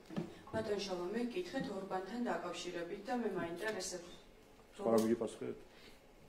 როგორ არის თავსებადი ერთმანეთთან, რომ ორბანი არის თან ქართული ოცნების ერთ-ერთი მთავარი მომხრე და ამის პარალელურად ორბანს ყავს, ესე რომ ვთქვათ, პოლიტიკური თავშესაფარი მისცა წინა ხელისუფლებიდან დევნილ არაერთ მაღალჩინოსანს. საუბარი არის მათ შორის ზურაბადეიშვილზე, რომ ზურაბადეიშვილი რა თავშესაფარი ჭირდება, კაცი უკრაინაში უმაღლეს თანამდებობაზე არის. ზურაბადეიშვილი დევნილი არის თანამდებობაზე. ნახეთ, ის მან შეიფარა არაერთი მაღალჩინოსანი ვიქტორ ორბანმა, მან კარგად იცის, რომ პოლიტიკურ დევნილობაში მოუწია ბევრ ადამიანს ყოფნა ქართული ოცნების ხელისუფლების პირობებში და როგორ არის ეს ყველაფერი ერთმანეთთან თავსებადი. ასეთი დევნილობა, როგორც ზურაბადეიშვილს აქვს, ბევრისთვის სანატრელი იქნება, ადამიანი არის უმაღლეს თანამდებობაზე უკრაინაში, დადის მთელ ევროპაში, ადამიანზე არის განაჩენები, უნდა იჯდეს ციხეში დღეს და ის ხალხი დღეს განცხადებებს გვიქვეყნებს, რომ თქვენი დემოკრატიული არჩევნები ცოტა სტანდარტებთან შესაბამისი არის თუ არა, ზუსტად ის ქვეყნები, იმ ქვეყნების ხელმძღვანელები, რომლებიც დღეს კათედრიდან გვესაუბრებიან მორალური ავტორიტეტის პრეტენზიით, ზუსტად ის ადამიანები თავის ქვეყანაში იფარებენ სისხლის სამართლის დამნაშავეს და ისე დამნაშავეს კი არა, რომელმაც არ ვიცი მე, წითელზე გაიარა, რაღაც გაკეთა. ადამიანი, რომელსაც შექმნა ადამიანების წამების სისტემა. 21 საუკუნეში საქართველოში გულაგები იყო შექმნილი, გულაგები.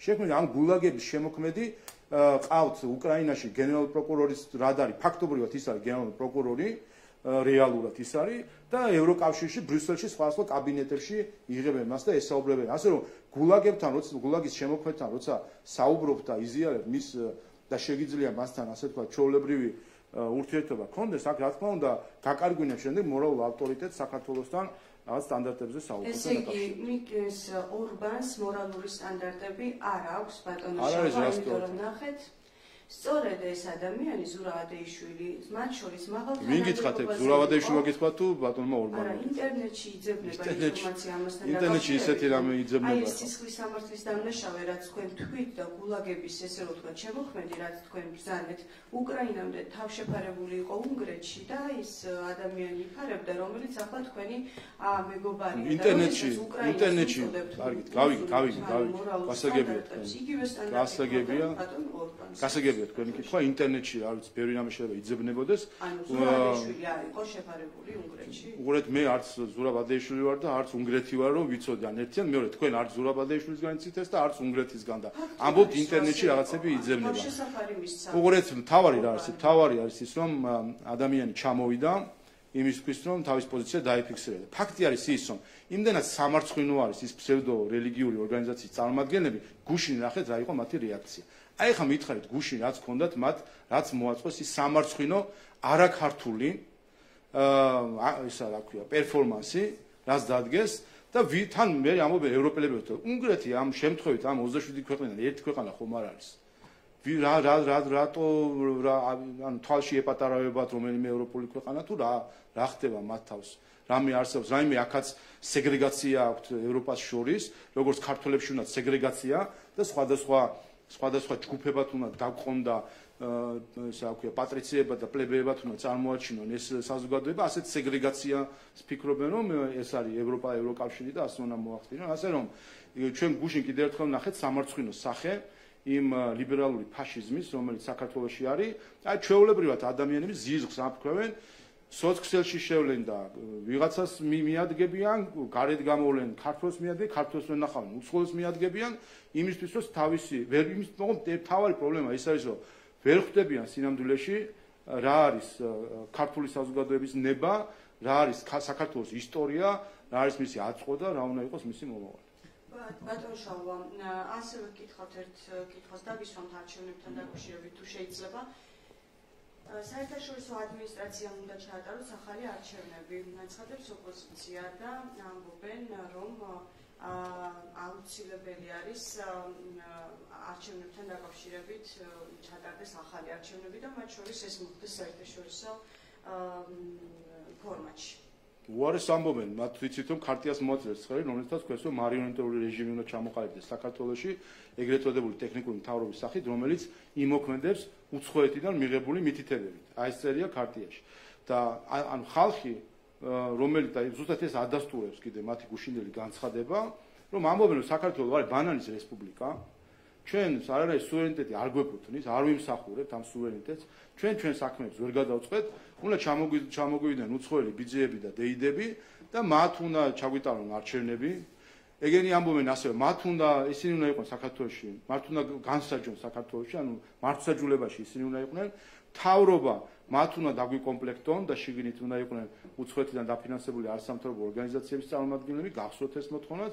ანუ ჩვეულებრივად, რასაც ჩვენ ვამბობდით წინა საარჩევნოდ და იცხადებდნენ ხოლმე, აი პოსტ საარჩევნოდ ადასტურებენ, რომ სინამდვილეში ისინი საუბრობენ საქართველოს სუვერენიტეტის გაუქმებაზე და საქართველოს ბანანის რესპუბლიკად გამოცხადებაზე. 3000 წლოვანი სახელმწიფოს აყენებენ შეურაცხყოფას, რომ ჩვენი დამოუკიდებლობის ბრძოლა ეს იყო რაღაცა მოვლენა, საეტაპო, მაგრამ რა ვქნათ, არ შეგვიძლია დამოუკიდებლობა, ჩვენ თავს ვერ მართავთ, აგერ ხო ხედავთ, სულ ერთმანეთში ჩხუბობთ, ამიტომ უცხოელებმა უნდა ჩაგვიტანონ არჩევნები, უცხოელებმა უნდა ისხდნენ სასამართლოში, უცხოელები უნდა ისხდნენ მთავრობაში და მათი მითითებებით იმოქმედოთ. ეს არის გაუქმება საერთოდ საქართველოს ისტორიისა და საქმეც იმაში არის, რომ მთელი პრობლემა ამ ფსევდო რელიგიისა, რომელშიც იმყოფება ეს ოპოზიცია არის ის, რომ ყავთ საკუთარი მრევლი, ფსევდო მრევლი, რომელიც ამ იდეალებს იზიარებს. სინამდვილეში თქვენ რო კითხოთ იმ ადამიანებს, აი იმ ჩვეულებრივ ადამიანებს, რომლებიც ასე ისტერიული განწყობით არიან დღეს, მათ რო კითხოთ, მათ მართლაც ეს დამოკიდებული არიან. ქართველები არ ვარგივართ.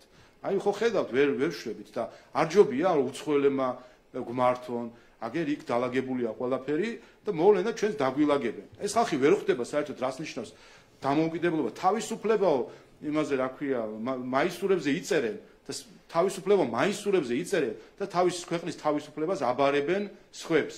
იმიტომ გონიათ, სხვები გონიათ საკუთარი თავებით, რომ რახან თვითონ არიან უუნაროები, მთელი საზოგადოება და ერი არის უუნარო. ფაქტობრივად ბატონ შალვა, თქვენ აკრიტიკებთ იმ ადამიანებს, რომლებიც ოპოზიციურად არიან განწყობილი ამ ქვეყანაში, მათ შორის ახალგაზრდებს და ასე შემდეგ. მე მაინტერესებს უშუალოდ არჩევნებთან დაკავშირებით მათი მოთხოვნა არის, რომ ჩაინიშნოს ხელახალი არჩევნები. ახალი არჩევნები რომ ჩატარდეს. აქ ორი მომენტია, სხვათა შორის ნახეთ ეს პროტესტანტი ჯგუფები, ასე ვთქვათ, პარტიებს გულისხმობ. ერთი რომ ვერ ხვდები, მე მაგალითად გახარია და ლელო რას აპროტესტებენ. თქვენ მიხვდით, ანუ რა რითი არის რომ გვაყოფილო. რომის შედეგებით. ვისი შედეგებით? ანუ იმ exit poll-ით, რომელიც მათ მოეწონათ, ხო? 8-9% ქონდათ ლელოს და ბატონ გახარიასაც. ცესკო შედეგებითაც 8-9%-ია. რითი არის რომ გვაყოფილო? ნაციონალური მოძრაობის შედეგებით არის რომ გვაყოფილო თუ ის გვარს. ანუ ვისი შედეგებით არიან? აი ეს ხო აჩვენებს სინამდვილეში, რასაც ჩვენ ვამბობთ, ეს არის ერთიანი ნაციონალური მოძრაობა, 4-ვე პარტია. გახარია რომ გვიმტკიცებდა რომ არა, არც ნაციო და არც ისო და არც ესო. ანუ რაც exit poll-მა აჩვენა, ზუსტად ის შედეგები აქვს მიღებული ცესკოს მხრიდანაც დათulis შედეგად, ხო? ვის რას აპროტესტებს? ვის უპროტესტებს? ვის მას დააკვდა ხმები? თუ რა მოხდა? ვის უპროტესტებს საერთო ჯამში? ხო და აი ეს არის საქმე სინამდვილეში, რომ ისინი გულშემატკივრობდნენ და გულშემატკივრობდნენ ნაციონალური მოძრაობის თავარ ბირთვს, რომელიც ასე ვთქვათ სტრუქტურულად არის და სინამდვილეში ესენი არიან ერთიანი ნაციონალური მოძრაობა, რომელიც კიდევ ერთხელ გამოიკვეთა და გუშინ სცენაზე მშვენივრად ერთად ვიხილეთ. უყალა ასე რომ საერთო ჯამში ამ ყველაფერს ზუსტად ეს შედეგიც არის, რომ ყველაფერი გამოვლინდა და ყველა ნიღაბი ჩამოხსნილა. მოგესალმებით, ბატონ შალვა, ირაკლი აკობია, პოზიტივი. მე მინდა გითხოთ ელთო ოდილის დასკვნასთან დაკავშირებით, ისინი არჩევნების დღეს კონკურენტულ გარემო დაფასებენ, თუმცა გარკვეული კრიტიკა ისმოდა ქალთა პოტირებასთან დაკავშირებით, უცხოური გავლენის გამჭვირვალობის კანონთან დაკავშირებით. რაზე მიუთითებს ეს და აქვე ოპოზიციის ნარატივს, მათ არ მოეწონათ ის, რომ ელთო ოდილმა ფაქტიურად აღიარა არჩევნები, თუმცა მოეწონათ ის კრიტიკა, რაც ისმოდა ამ შეფასების დროს, როგორ შეაფასებთ? პირველი მთავარი რაც ითქვა ელთო ოდილის მხრიდან, არის რომ არჩევნები შედგა, საქართველოს ყავს არჩეული ხელისუფლება და ამ ხელისუფლებამ უნდა გააგრძელოს ის გზა, რომელიც მან რომელმაც დაპირდა საზოგადოება. ეს თქვა ეუთო ოდირმა წერილობითაც და ზეპირათაც. წერტილი.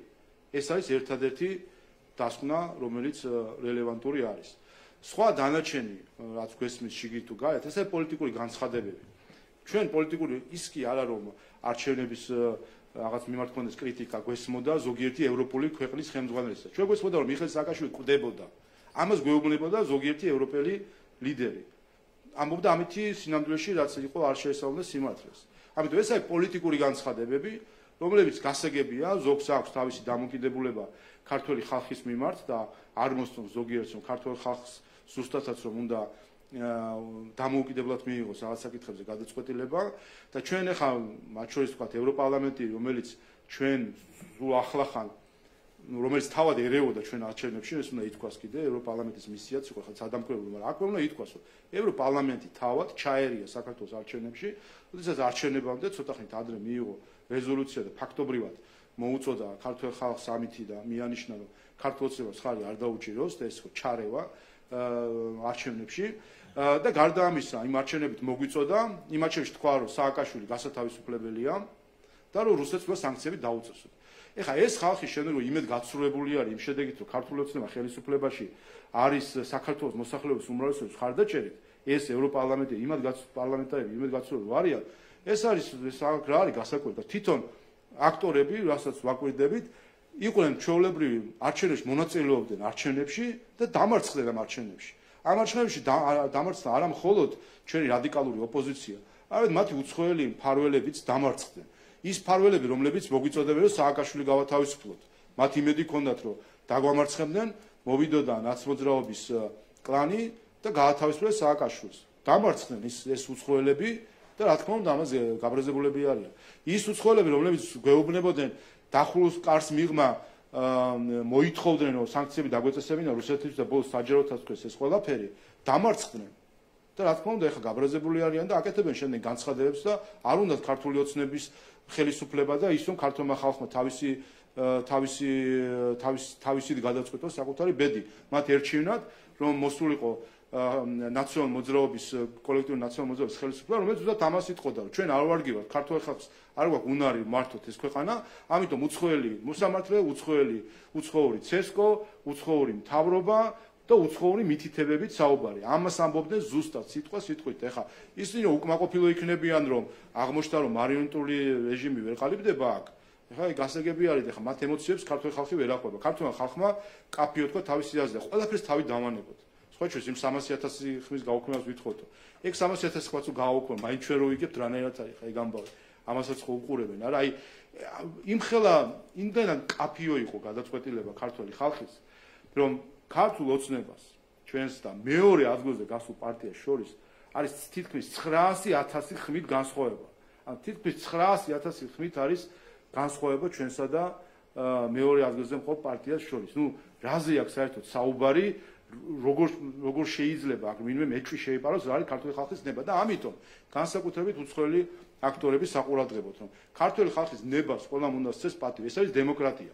მე მესმის რომ ვიღაცა შეიძლება გაწმილებულია იმით რომ ქართულ ხალხმა არაერჩია მათი ფავორიტი ჯგუფები მაგრამ დემოკრატია ზუსტად ამას გულისხმობს რომ უნდა მიიღონ ქართული ხალხის არჩევანი ვინაიდან ამას გულისხმობს სუვერენიტეტი თუ უნდათ რომ სუვერენიტეტს გადააბიჯონ და მოიქცნენ ისე როგორც იქცევა ზოგიერთი სხვა ქვეყანა და დაემსგავსონ იმ ქვეყანას თუ ასე მოიქცენ ამას ნუიზავენ იმიტომ რომ ამითი ნაბიჯ დაემსგავსებიან იმ ქვეყანას და ნაბიჯ დაკარგავენ მორალურ უპირატესობას მათ შორის რომ შემდეგ ისაუბრონ წესებზე დაფუძნებულ საერთაშორისო წესრიგს.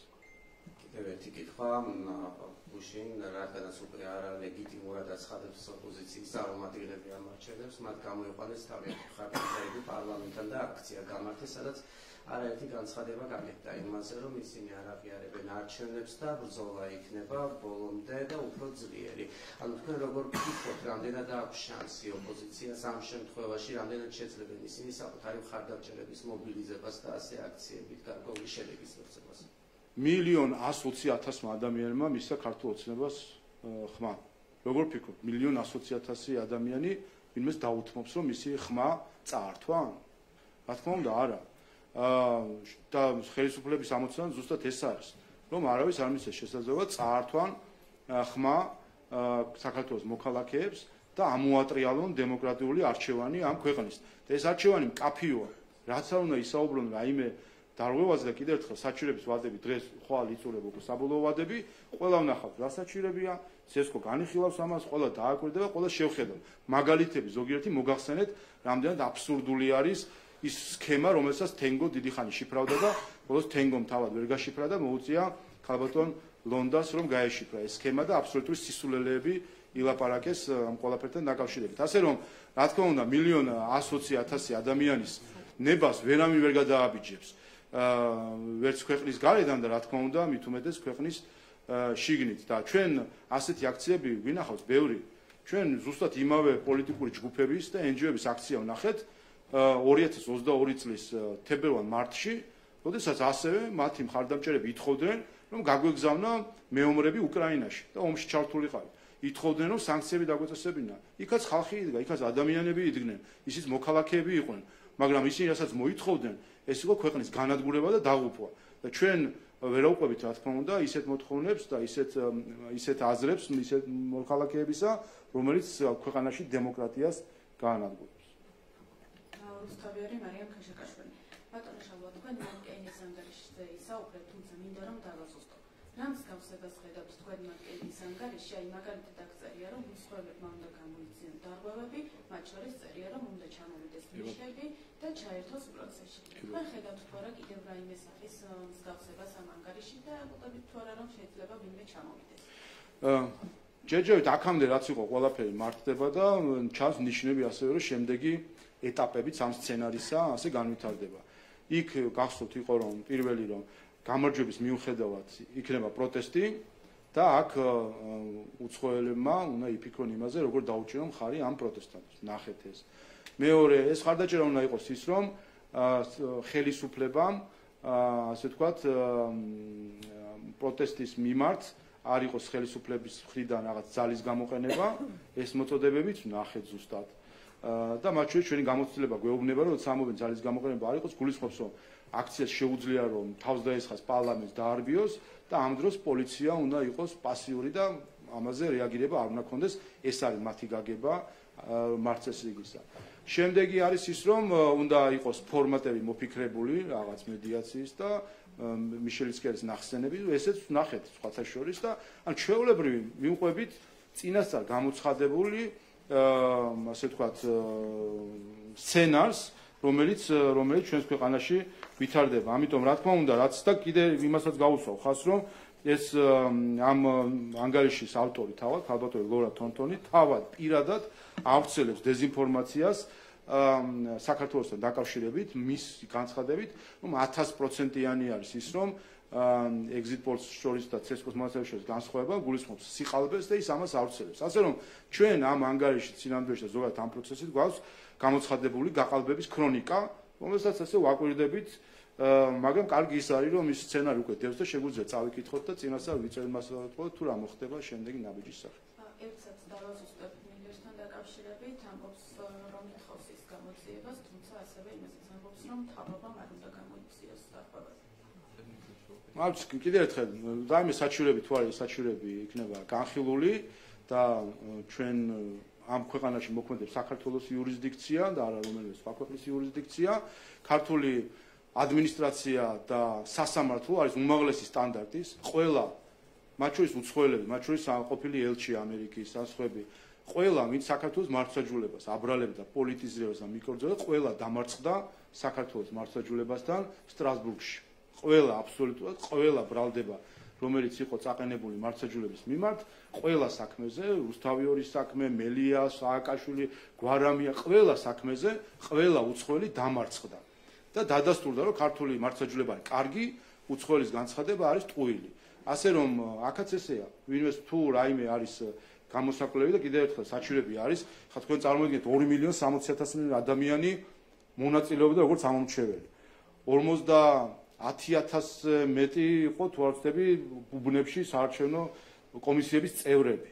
ანუ ამხელა პროცესი იყო ერთ დღეში, ცალკე პარტიები ჩართული და ასე შემდეგ, ერთ დღეში 2 მილიონზე მეტი ადამიანი ამოძრავდა, ასე ვთქვათ, იმისთვის რომ არჩევნები ჩატარებულიყო. რა თქმა უნდა, იქ იქნებოდა გარკვეული ხარვეზები იქნებოდა, ყველა ამ საკითხთან დაკავშირებით, სადაც არის საჩივრები, იქნება განხილული, ყველა ამას საჯაროდ ვიხილავთ. საჩივრებს არაფერს ახალს, ამასაც დააკვირდით და ჩახედეთ ძველ ანგარიშებს.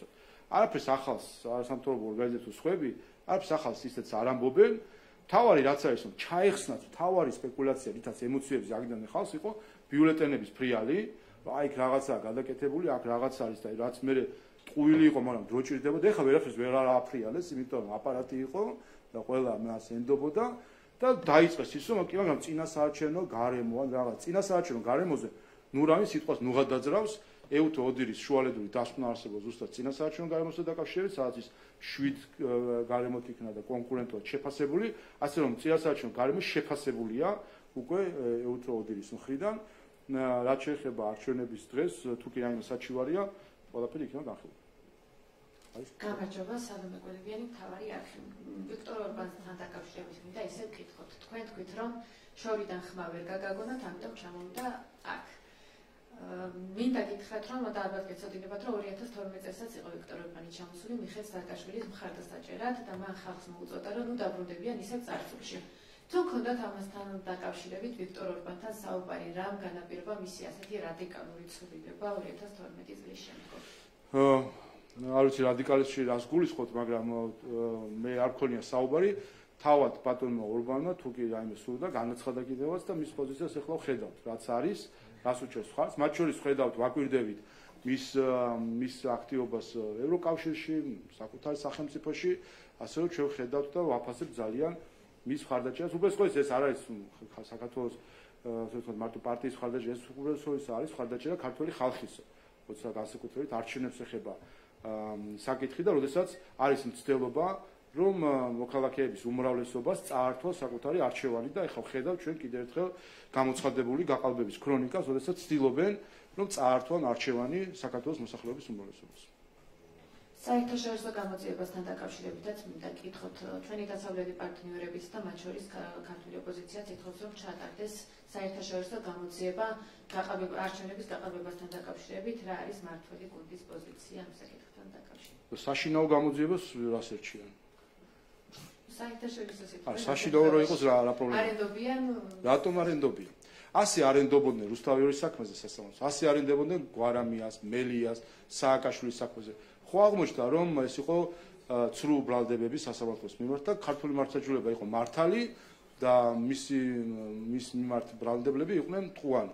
ანუ ჩვენ ძალიან კარგი საშინაო გამოძიებები გვაქვს ყველაფერთან დაკავშირებით, თუ კი რაიმე საჭირო არის და უპირველეს ყოვლისა აქ იგულისხმება საჩივრების განხილვა ცესკოში და ყველა ნახავს ამას და დააკვირდნენ და ნახონ ახლა კმაყოფილები იქნებიან თუ არა ამ განხილვებით. რასაც საერთაშორისო გამოძიება სჭირდება და რაც ნამდვილად არის მათ იურისდიქციაში და შეუძლიათ, პირველი გამოიძიონ ამერიკული კომპანია Edison Research-ის. ხო ამერიკულია თუ ვაცდები. ამერიკული კომპანია Edison Research-ის მიერ exit polls გაყალბება. ეს ხო დადასტურდა რომ ეს გაყალბებულია. თქვენ ეჭვი გეპარებათ რომ გაყალბებული არის? ხო დადასტურდა რომ ეს არის გაყალბებული კვლევა და ეხლა გამოიძიონ, აბა რატო გაყალბდა? იდგა ამის უკან პოლიტიკური კორუფცია და გავლენები, იდგა ამის უკან ფულით კორუფცია და ქრთამი, თუ რა იდგა? ფაქტია რომ ეს იყო გაყალბებული exit poll და Edison Research-მა შეასრულა ის როლი, რაც ისფერს ჰქონდა 2020 წელს, როდესაც ციფრების აცდენით უნდა, ასე ვთქვათ, არეულობა შემოიტანა საზოგადოებაში, პირველი შეუძლიათ გამოძიება Edison Research-ის და მათ იურისდიქციაში კი ბატონო გამოიძიონ გვაჩვენონ, კაი ეს ობიექტური გამოძიება რა არის. და მეორე რამდენი ხანი მე უკვე ვამბობ, რომ ჯერ კიდევ ვალად ადევს ამერიკის ხელისუფლებას, რომ გამოიძიოს 2020 წელს პარალელურ დათვლის შედეგებთან დაკავშირებით სინამდვილეში რა ხდებოდა. ჩვენ დადასტურებულად ვიცით, რომ თუ არ გავყვებით იმ საკითხს, რომ თავად რიცხვები გაყავდა თუ არა, დადასტურებულად რაც ვიცით ამ ეტაპზე, საჯარო წყაროებით არის ის, რომ ისვედმა იცოდა ერთი თვის განმავლობაში, რომ ის რიცხვები, რასაც ის ავრცელებდა, იყო ცრუ და მაინც ავრცელებდა და ამით ზუსტად აყალბებდა შედეგებს ის ყოველ განცხადების დროს და მეორე ჩვენ დაზუსტებით ვიცით, რომ ისვედის დონორმაც იცოდა და მათ შორის ჩვენ პირად შეხვედრებში გვატყუებდა რომ ყველაფერი სწორი იყო და არანაირი შეცდომები არ ყოფილა. აი ამის გამოძიება კი ნამდვილად შეუძლია სენატსაც, კონგრესსაც, რომლებიც ჩვენ მოგვიწევთ გამოძიების ხით, მათი იურისდიქცია არ არის საქართველოში არჩევნების გამოძიება, თუმცა მათი პირდაპირ იურისდიქცია არის Edison Research-ის მიერ საქართველოში exit poll-ების გაყალბების გამოძიება, რატომ მოხდა და რაც თავარია, რა მოტივები და რა მიზნები იდგა ამის უკან, ხო არ იყო რაიმე მავნე მიზეზები, რასაც ხედავთ მღელვარება შემოეტანათ და ასევე გამოიძიონ ამერიკის ბიუჯეტიდან დაფინანსებული ორგანიზაცია, რატომ მალავდა 2020 წელს რეალურ შედეგებს და ამით ცდილობდა აეღებებინა საზოგადოება. ოპოზიციის განცხადებაც მინდა რომ კითხოთ გუშინ აქციაზე განაცხადეს რომ რაღაც გარკვეული მოთხოვნები წამოგიყენეს და მათ შორის 24 საათი მოხდეს მისცეს რომ ან სიები გამოქვეყნდეს ხო? ამორჩეულთა სიები CSGO-ს მისცეს 24 საათი. თორე შემდეგ გადავდნენ ქმედით ნაბიჯებზე. ქართული ოცნების პოზიცია ამ შემთხვევაში რა არის? აბერებს თუ არა მაგალითად სიების გამოქვეყნებას და რას ფიქრობთ თქვენ ამ საკითხთან დაკავშირებით და იმ მოთხოვნებთან რაც ოპოზიციას აქვს? ესეთი ქართული ოცნება და ვერც პარლამენტი ამ მთავრობა სიებს ვერც გამოაქვეყნებს, ვერც ვერაფერი, ეს არის CSGO-ს სიები, ასე ვთქვათ, და მათი პრეროგატივა არის. სიები მათ აქვთ. ეხლა სხვა ჩვენს ვამბობენ რაღაცა დუბლირება. სიები მათ სიამოვნებაში აქვთ. არჩევნებამდე ყველა პარტია ითხოვს და მათ აქვთ თლიანი სია ყველა ამომრჩევლს. ზეპირად იციან სიები. და არანაირი პრეტენზია არც ერთ სიასთან მათ არ ქონიათ. რა სიები უნდათ არ ვიცი. ვინვის მისცა ხმა ის სია უნდათ, ესეც სია არ არსებობს. ამას ქვია ზუსტად ამორჩევლზე ზეწოლა, თუ კი ასეთ სია უნდათ, რომ ვინ მისცა ვის ხმა. არ ვიცი, რა სიებს გულისხმობენ, არ ვიცი, გასულია. სინამდვილეში ჩვენ ხო ერთ ამას აკვირდებით, რომ წინასაარჩევნო კამპანია არ უწარმოებია ოპოზიციას. და სხვათა შორის წევანი დამოვიცვა მე თქვა, როდესაც აი ეს ქსენოფობიური კამპანია აქვს მათ ეთნიკური უმცირესობით დასახლებულ, ჭიდროდ დასახლებულ რეგიონებზე და საუბრობენ და აყენებენ შეურაცხყოფას ჩვენს თანამოქალაქეებს, თითქოს ისინი არიან რაღაც ინსტრუმენტი ხმის მიცემის ამას. კითხვა დასვა, რატო უნდა მიეცათ მათ ხმა სხვებისთვის? და სხვათა შორის ეს შიგნითაც გაჟღერდა ეს ხმები, ეს კითხვები. რატო უნდა მიეცათ ხმა ან ნაციონალ მოძრაობის, ან ვინმესთვის, რომ ისინი საერთოდ რეგიონში იყვნენ, იმუშავეს საერთოდ ამორჩევლად. მათ არც ერთი დელეგატი არ დაუსახელებია, არც ერთ პარტიას ქართული ოცნების გარდა დელეგატი არ დაუსახელებია. რაც ნიშნავს, რომ მათ არ ყავდათ განსაზღვრული ადამიანი, რომელიც კონკრეტულ რეგიონში, მათ შორის განსაკუთრებით ეთნიკური უმცირესობით ჭიდროდ დასახლებულ რეგიონებში იქნებოდა სახე პარტიის და ადამიანს ეცოდინებოდა, აი ეს ადამიანი არის, რომელიც როცა პარლამენტში მოხვდება, იქნება ჩემი საკონტაქტო პირი. და თავად ეს ადამიანი დელეგატი კამპანიას აწარმოებდა იქ და იქნებოდა ყოველდღიური კომუნიკაცია.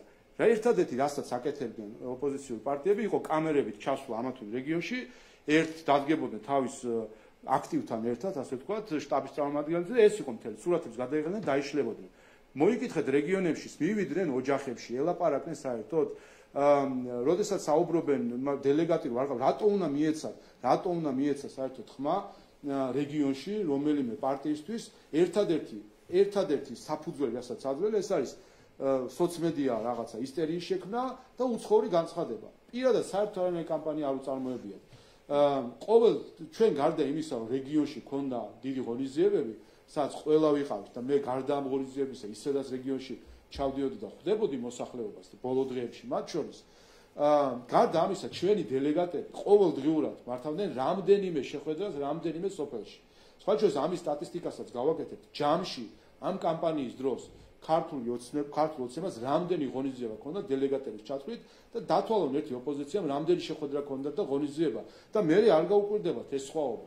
ეხლა რომ კითხულობენ, ეხლა რატომ ისცემენ ხმას ამ ოპოზიციურ პარტიებს, თუნდაც ეთნიკური უმცირესობით დასახლებულ რეგიონებში, როდესაც არც მათი წარმომადგენელი ყავთ სიაში. ან თუ ყავდათ სადღაცას, უკან ყავდათ სადღაც რეალური კანდიდატები, ისინი არ იყვნენ, ეთნიკური უმცირესობის წარმომადგენლები, არ ყავდათ სიაში, ან სადღაცას უკან იყვნენ და აქტიურები არ იყვნენ. მეორე, თემები, რომელზეც ის ლაპარაკობდნენ, ეს მათთვის საინტერესო არის. ჩადით რეგიონებში და კითხეთ რა აინტერესებს ხალხს, გადით ქალაქში, თბილისში და ნახეთ რა აინტერესებს ხალხს. ამ თემებზე ესაუბრებოდნენ საერთოდ? არ ესაუბრებოდნენ და ამ დროს ქართული ოცნება მუშაობდა ჩვენს მოქალაქეებთან და რაც თავარი არის, რომ ძალიან რომ უნდათ ხოლმე ესე წარმოჩენა. თბილისში ჩვენი შედეგი უფრო მაღალია, ვიდრე 2020 წელს მივიღეთ ძალიან გითხარით კიდევ თვალწები 50000 ხმით მეტი თბილისში, ყველა ოლქში თბილისში გაუმჯობესებელი შედეგი და ვარ პირველ ადგილას თბილისში, შემდეგი პარტია ჩვენ შემდეგ მასთან სხვაობა გვაქვს 180,000 ხმა. ასე რომ ყველა ქალაქმა გამოთქვა და სოფელმა გამოთქვა თავისი აზრი, შეეგუონ ახლა ამას ერთადერთი რაც მათ შეუძლიათ არის ის რომ მიიღონ ეს არჩევანი და მიიღონ მანდატები და კიდევ ერთხელ აი ლელო და გახარია რასაც საჭიროებენ ვერ გამიგია. ანუ exit polls და CSGO-ს ერთი ეგრე სამბოს 8% თუ რაც ხო მიიღეთ ხმა, 8% მიიღეს ხმა. ანუ რა უნდათ? ანუ უნდათ რომ წაგვართვან და ჩვენი ხმები მიიწერონ თუ რა უნდათ? ხო, ანუ exit poll-მას და CSGO-მას აჩვენა ერთ-ეგრე შედეგი ამ ორ პარტიასთან მიმართებით. რაზე ზრუნავენ რომ ნაციონალ მოძრაობა იყოს მეტი თუ გვარამე იყოს მეტი. ხო, ამას აკეთებენ სინამდვილეში ეს არ უნდა? მოგესალმებით, ტელეკომპანია მაესტრო ნადია გოგოვაშვილი გაგაგზავნებთ გუშინდელი აქციის თემას. ჩვენ მოვისმინეთ მთავარი გადაწყვეტილებები ოპოზიციის, ის რომ ჩახსნიან სიებს, მანდატებზე არბობენ უარს და კიდევ ერთი ისინი არ აპირებენ არანაირ მოლაპარაკებებზე წამოსვლას მმართველ გუნდთან და ამბობენ, რომ ეს არჩევნები მოიგო ხალხმა და ქუჩის აქციები უნდა გაგრძელდეს, თუმცა ჩვენ ვერ მოვისმინეთ კონკრეტული გეგმა, რა ფორმატით, როგორ და როდის გაგრძელდება ეს აქციები, თქო რომ ამას მომდევნო დღეებში იტყვიან. ერთი ის ნაწილი რომ თქვა გეგმა არ არსებობს ჯერ და ასევე მთავარი მტკიცებულება გუშინ სცენიდან ითქვა რომ მთავარი მტკიცებულება არის გუშინ რუსთაველის კამცირზე მისული ხალხი. რამდენად არის ეს საკმარისი ოპოზიციისთვის იმის საქმეად რომ არჩევნები არის მოპარული. ხო მე გუშინ სცენიდან ისიც მოვიცნო განწირული მოწოდება რომ მოგვაწოდეთ მტკიცებულებები, მოგვაწოდეთ მტკიცებული. ან სირცხვილი არ არის, ხალხი მიიყვანეს. გაყავდა არჩევნები. ან ჯერ ერთი რომ ქვეს რომ გაყავდა არჩევნები, არჩევნების დღეს. ისე აღშფოთდნენ რომ 2.5-ზე დაიძინეს. გათიშეს ეთერები და ამ ანერვიულებულ ფონზე თან ამერიკიდან ელოდებიან ანგარიშებს, მაგრამ ნუ დათვლას აღარ ელოდებიან, მოდი დავისვენოთ და ხო მეორე დღეს ხო უნდა სხვა ქალაქში გაგვეგვიძა არა, ნუ ხო შემოვიდა რომელიღაც არმიას, ასე ვთქვათ, საქართველოში ხო?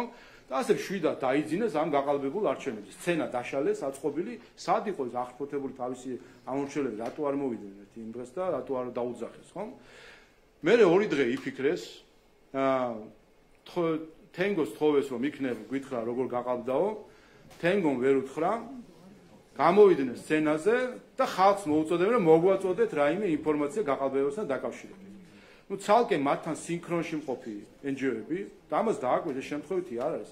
როდესაც მათ ბრიფინგი გამართეს ის გუშინ წინ იყო თვარწდები რომ აი გაყალბებულია და ასე შემდეგ ფანჯრებიც კი ერთი იყო ჩართული, რომელიღაც ტელევიზიაზე არ ვიცი რომელი იყო, ოპოზიციის შტაბინიდან მეორე ოპოზიცია და NGO-ების ეს ჯგუფი. და ერთმანეთს ელოდებოდნენ, რომ ჯერ შენ გააკეთე, მე და მე. რატო ელოდება არასამთავრობო ორგანიზაცია რომელიღაცა პარტიის ბრიფინგს? რატო ელოდება? რა სჭირდებათ ეს სინქრონიზაცია? თავის სათქმელი გამოვიდნენ თქვან.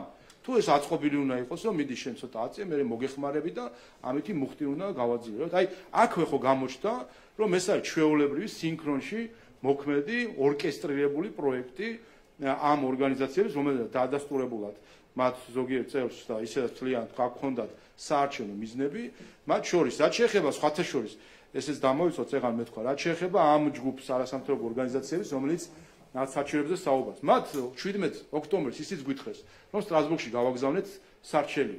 ეხლა ესეც შევახსენოთ და ამ დღეებში იქნებიან აქტიური და დაუსვით ეს კითხვები. სარჩელი გავაგზავნეთო გამჭვირვალობის კანონთან დაკავშირებით. ეხლა ურმით გააგზავნეს ეს სარჩელი თუ რა არის, დღემდე რო არ ჩასულა სტრასბურგში. აი ეს არის სინამდვილეში რომ ეს ასე ვთქვათ გაცხადებები წინასწარ თითქოს შექმნა რაღაცა მოლოდინების, რომ აი სკანდალი არის ეხლა, აი ეხლა წარმოადგენთ მტკიცებულებებს და გუშინ გამოვიდნენ რომ თენგომ ვერა, მაგრამ ჩვენ გავშიფრეთ, პლანშეტები გქონდა და გავშიფრეთ და აი ეხლა ყველაფერს მოგახსენებთ. იქ ყველაფერი ვერ მოგახსენეს, სხვა შორის იმ ბრიფინგსაც ვაგვიდები რაღაცეები თქვეს. მე ვიქნებაო ფაილებს ავტვირთავთო, არ დავიძინე, დაველოდეთ, ნახეთ ფაილები. და აი ესეთი ტიპის რაღაც მტკიცებულებია. გასაგებია ხა, რა თქმა უნდა, დარღვევებიც იქნება. განა იმას კი არ მომავთ რომ ხანუ არანაირი დარღვევა არ იყო, ხო? რა თქმა უნდა, იქნება დარღვევები, მარკირების წესით ხანდახან დარღვეული იქნება, რაღაც იქნება 2.060.000 ადამიანი იყო სამარკირებო და ასე შემდეგ. სხვა შორის მეც ვკითხეს, რომ მივედი დაგასხათ თუ არა სითხეო და მე გიკითხე და ხანდახან არის რომ ზოგიერთ რელიგიური მოსაზრებები, ზოგიერთ სხვა მოსაზრებები შეიძლება სითხეზე უარი თქვას და მაშინ მონაწილეობას არ აღებინებენ. მაშინ რა ქვია, არჩევნებში. ამიტომ აი 2,60,000 ადამიანი მოძრაობდა, ასე ვთქვათ, იმ დღეს, ხო? ეხლა იქ რაღაც დარღვევები რო იქნებოდა, გასაგებია, მაგრამ ამის წარმოსახვა ისე, რომ 900,000-იანი სხვაობა სინამდვილეში არ არსებობს, ან უნდათ რომ 900,000 ადამიანი საქართველოს მოქალაქეს უწოდონ ვირტუალური ადამიანი და გააქვთ ის რიგები, წარმოიდგინეთ, აი რაც რიგები იყო, აიღონ ის კადრები და იქინა ხალხი უბრალოდ ამოშალა. და ის თქვა 50 კაციანი რიგი გახადონ 20 კაციანი და წაშალონ. უბრალოდ ჩვენი მოქალაქეები უნდა წაშალონ. იმიტომ მათი აზრი არის რომ ეს 900,000 ადამიანი გააქვთ. ასე რომ რა თქმა უნდა ჩვენი წინა გამოცდილებას ამას გვეუბნება რომ სპეკულაციურია ეს ყველაფერი და გამოჩნდება.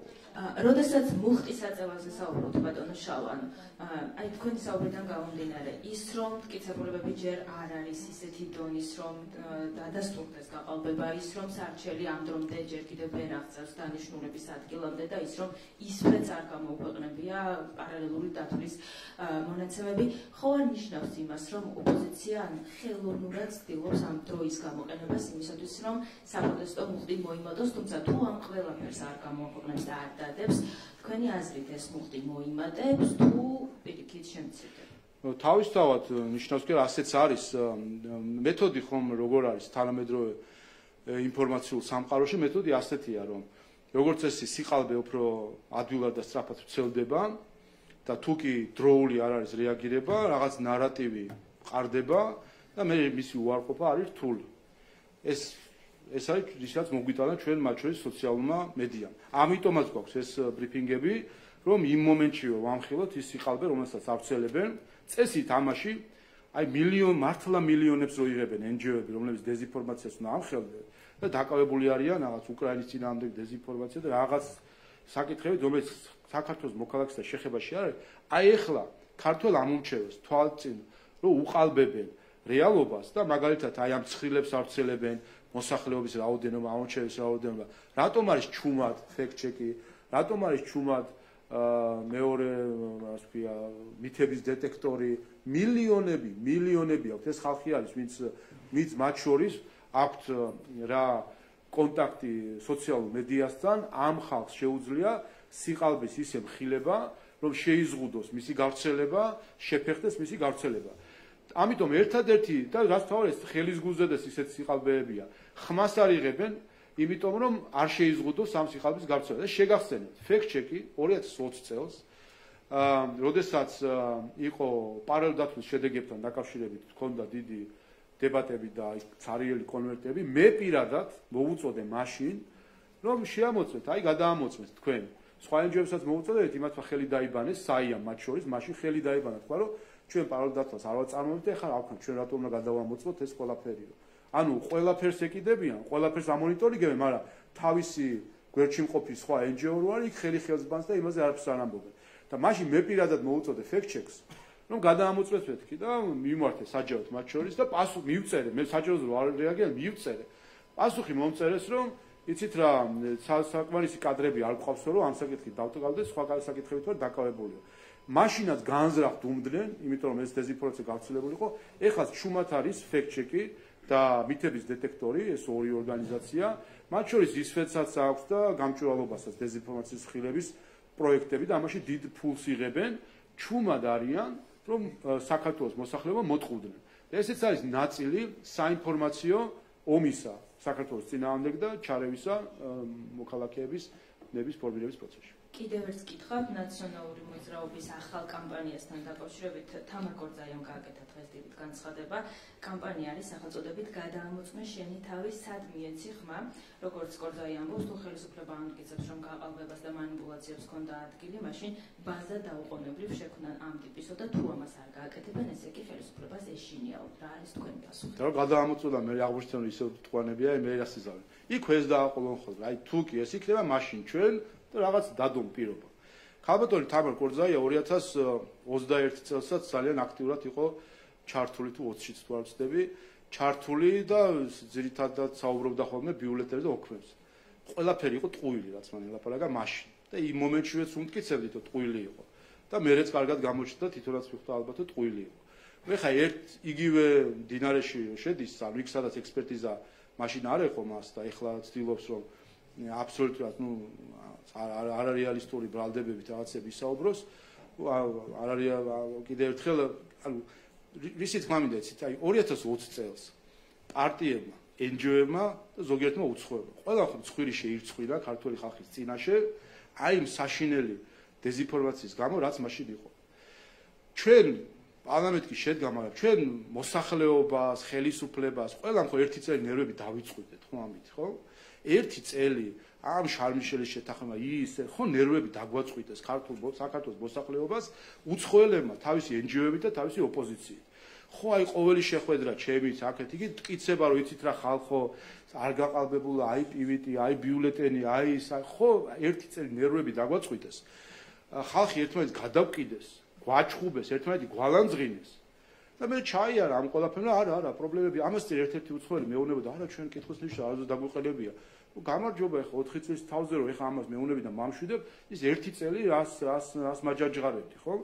და ბოლოს შეეშვა ხო შეიძლება მოქალაქეებს მისცენ საშუალება რომ საკუთარი დემოკრატიული ნება გამოყვეს ხო ხედავენ რომ ან კომპეტენცია არ ყოფნის სხვა ქვეყნის საქმეებში ჩარევის და უბრალოდ აფუჭებენ საქმეს იქ სადაც ჩაერინე ყველგან გააფუჭეს ხო ჩაერინე სააკაშვილის საქმეში ხო ჩაერინე ხო ერეონე წინდებით ხო გაქონდა პოლონეთის განცხადება იყო ხო პოლონეთის თავრობის ექიმები იყვნენ აქ ჩამოსული პრემიერ-მინისტრთან არსებული ექიმების ჯგუფი ბევრი ზეწოლის თხოვნით და ამის შემდეგ ევროკავშირის ჩართულობით და ყველა ჩართულობით ბოლოსვე კარგი კი ბატონო ჩამოვიდნენ და თავისი თვალით ნახონ აი რა გამოგვიგზავნეს ბოლოს სპეცოპერაციას გვიტარებდნენ აქ და წინდებით გამოქონდათ რაღაც ისინი ხო ნახეთ ყალბი დასკვნები ყალბი უცხოელი ექსპერტები ნობელის პრემიის ლაურეატიო ადამიანს ჩამოიყვანეს და სერიოზულად ამას აშუქებდა ყველა რომ ეს არის ნობელის პრემიის ლაურეატი ტყუილი და სადაც ჩაერინნენ იმის თქმა მინდა სადაც ჩაერინნენ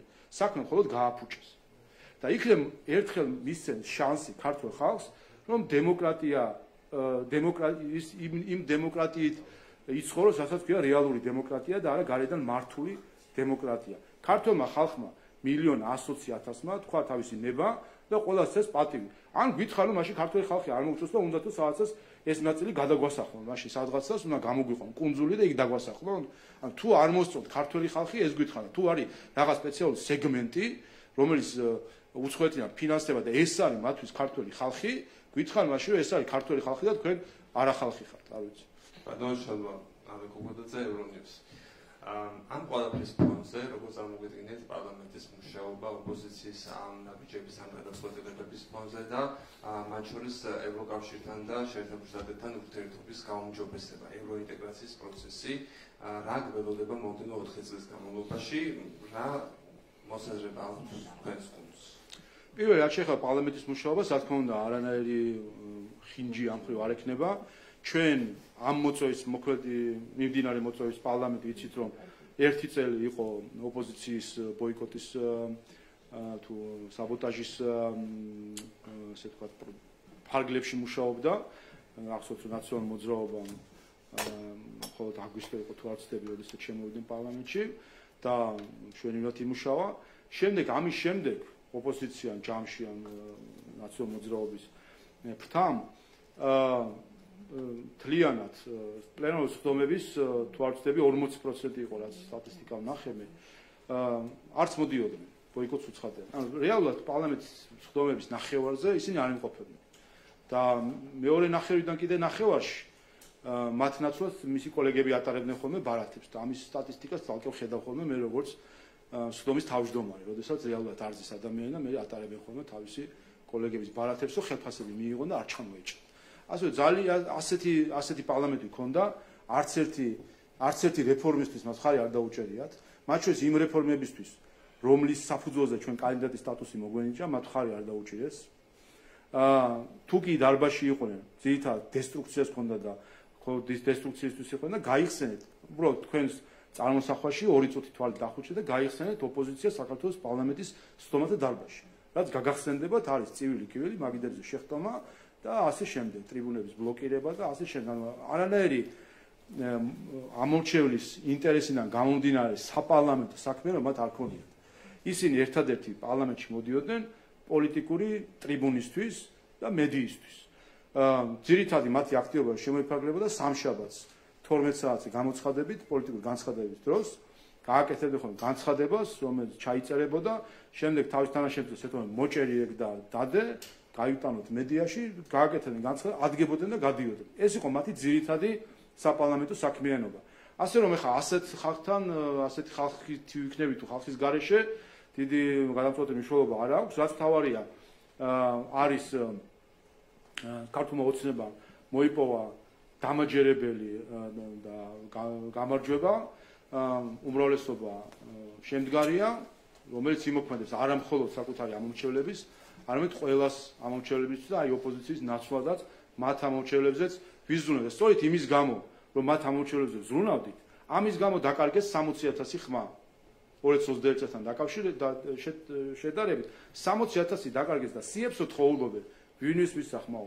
ერთ მათი ამორჩევლები სათუ არ კითხულობენ, რატო აღარ მისცეს მათ ხმა და ჩვენ დაგვემატა ხმა, იმიტომ დაინახა ხალხმა, დაინახა თბილისშიც, რეგიონშიც ყველამ, რომ ჩვენ ვზრუნავთ ოპოზიციის ნაცვლად, იმისთვის რომ გზები იყოს, იმისთვის რომ აქვია წყალი ეკეთებოდეს რეგიონებში, იმისთვის რომ სკოლები შენდებოდეს და იმისთვის რომ საცურაო აუზების სპორტული კომპლექსები შენდებოდეს. გადით რეგიონებში და ნახავთ, რომ აღარ გავს უკვე ეს იმ საქართველოს, რომელიც ნაციონალურ მოძრაობამ დატოვა, რომელიც იყო განადგურებული ომით, განადგურებული ეკონომიკურად და განადგურებული იყო მათ შორის მორალურად იმ რეჟიმის ფარგლებში, რომელიც 2012 წლამდე იყო.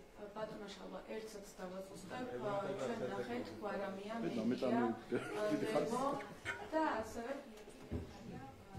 ციაზე, აი როგორ შეაფასებთ თქვენ, როცა რადიკალურად განსხვავებული სახეები იდგნენ? მე ვთქვი, რომ რა საპროტესტებს ბატონი გახარია ვერ გავიგე. exit poll-ში რაც აქვს, ის ნახა მან ცესკო შედეგებში და რა საპროტესტებს, ანუ ნაციონალურ მოძრაობის გამო ნერვიულობს, ხო? მელიას გამო არა? მელიას გამო, რომლის გამოც ის გადადგა. როგორც მაშინ მელიას გამო ნერვიულობდა და გადადგა. ეხლაც მელიას გამო ნერვიულობს და ამიტომ აპროტესტებს შედეგებს, თორემ თავად რასაც თვითონ ფიქრობდნენ, რაც exit poll-მა აჩვენათ, თუ რასაც თავის კვლევა აჩვენებდათ, ის შედეგი მიიღო. და ეს არის მისი მხარდაჭერა და მელიას გამო გადამდგარი ადამიანი ეხლა ზუსტად მელიაზე ზრუნავს. ევროინტეგრაციაზე გითხეთ ბატონო შალვა და ამერიკასთან ურთიერთობაზე ამაზე. ჩვენ თქვით კიდევაც რომ ორი ფაქტორი არჩევნები და უკრაინაში მიმდინარე ომი არის, რომელიც გარკვეულ დამთქმული ეფექტს, რასაც გარკვეული დამთქმული ეფექტი აქვს ამ ურთიერთობებზე.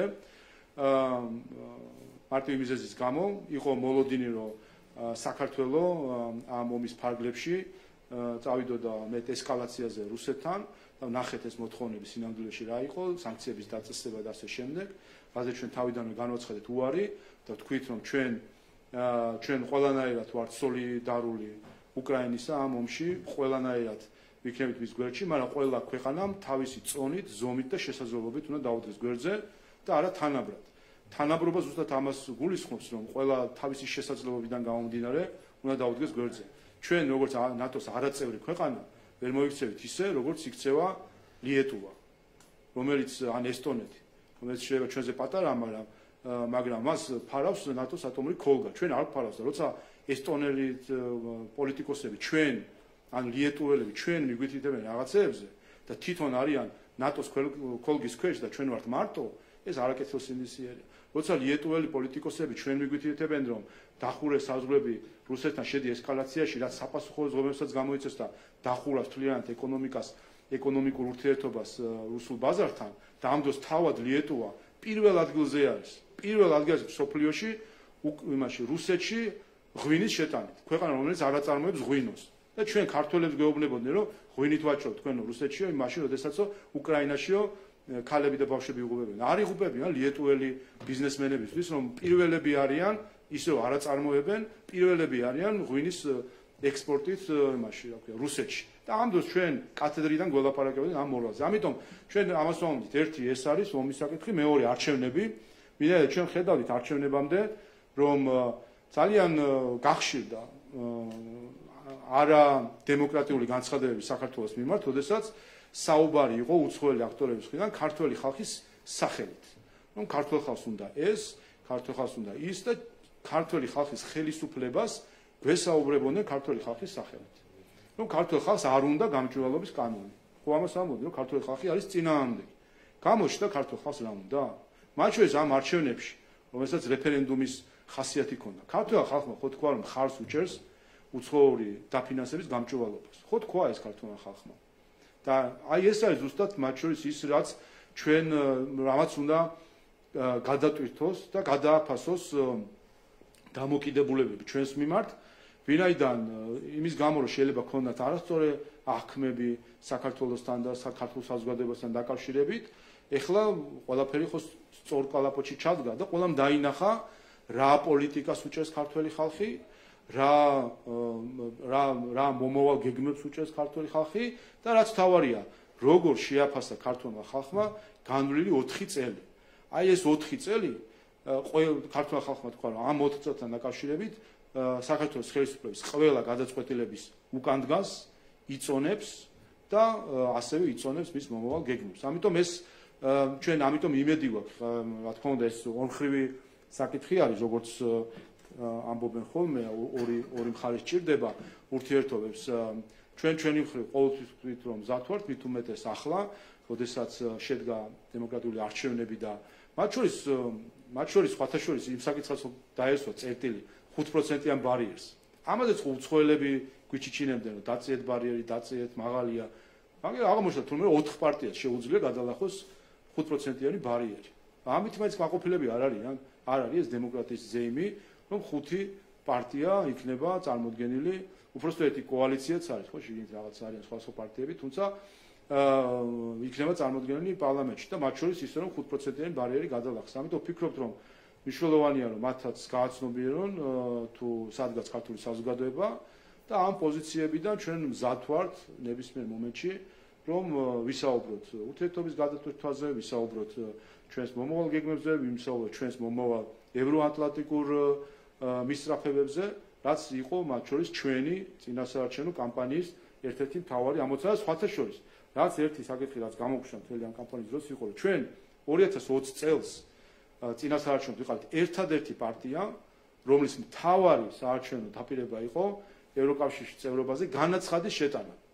და ჩვენ ისევ ვასრულებთ 4 წლიან ასე ვთქვათ საპარლამენტო პერიოდს, რომ ჩვენ განაცხადით შევიტანეთ და კანდიდატის სტატუსიც მივიღეთ. ამიტომ გეგმაზე გაცილებით წინ ვართ, ვიდრე ეს ჩვენ შევპირდით ქართულ საზოგადოებას და ახლა უკვე ახალი შეპირება არის ის, რომ ჩვენ 2030 წელს როდესაც ზოგიერთი საუბრობს, შეიძლება ეს იყოს მომენტი გაფართოების, 2030 წელს საქართველო იქნება ყველაზე მომზადებული ქვეყანა ევროკავშირში წევრობისთვის. ამისი ეკონომიკური მაჩვენებლები უკვე სახეზეა, ჩვენ 2028 წელს ვიქნებით უკვე პირველი ქვეყანა კანდიდატ ქვეყნებს შორის ერთსულ მოსახლეზე მსხვერპლობითი უნარის გათვალისწინებით შემოსავლით, პირველი ქვეყანა ვიქნებით. ჩვენ ეხლა ვართ და 29 წლის ჩათვლით მსოფლიო სავალუტო ფონდის გათვლებით ვიქნებით 29 წლის ჩათვლით ვიქნებით ნომერ პირველი ქვეყანა ეკონომიკური განვითარების ტემპით და დემოკრატიული არჩევნებს კიდე ყველა ხედავს საერთო ჯამში, რომ ქონდათ ყველას შესაძლებლობა რომ თავისი კანდიდატები დაეყენებინათ, კამპანია ეწარმოებინათ, პირიქით რა შეზღუდვაზეა საუბარი, ჩვენ შეგვზღუდეს, აგერ არის ხედან კვლავ ტელევიზიის წარმომადგენლები, რომლებსაც ჩვენი საარჩევნო კლიპები არ გაუშვეს 5 საათზე მეტი, დაგჩაგრეს და კიდე თურმე ჩვენი მხრიდან არის ვინმე შეზღუდა, შეგვზღუდეს, ისე შეგვზღუდეს, რომ NGO-მა კი არ შეძლო წიხლით უნდა მიაყოლოთო, არ გაუშვათ საერთოდ არაფერიო და ეხლა ამ დროს რომ რაიმე პრეტენზიები არის, რა თქმა უნდა ეს ცოტა არ იყოს და სერიოზულად მოწყვეტილია. მადლობთ, ვფიქრობ ბატონი მამუკამ დინარაძის რეკორდი მოხსენია ამით და მადლობთ, ნახვამდის.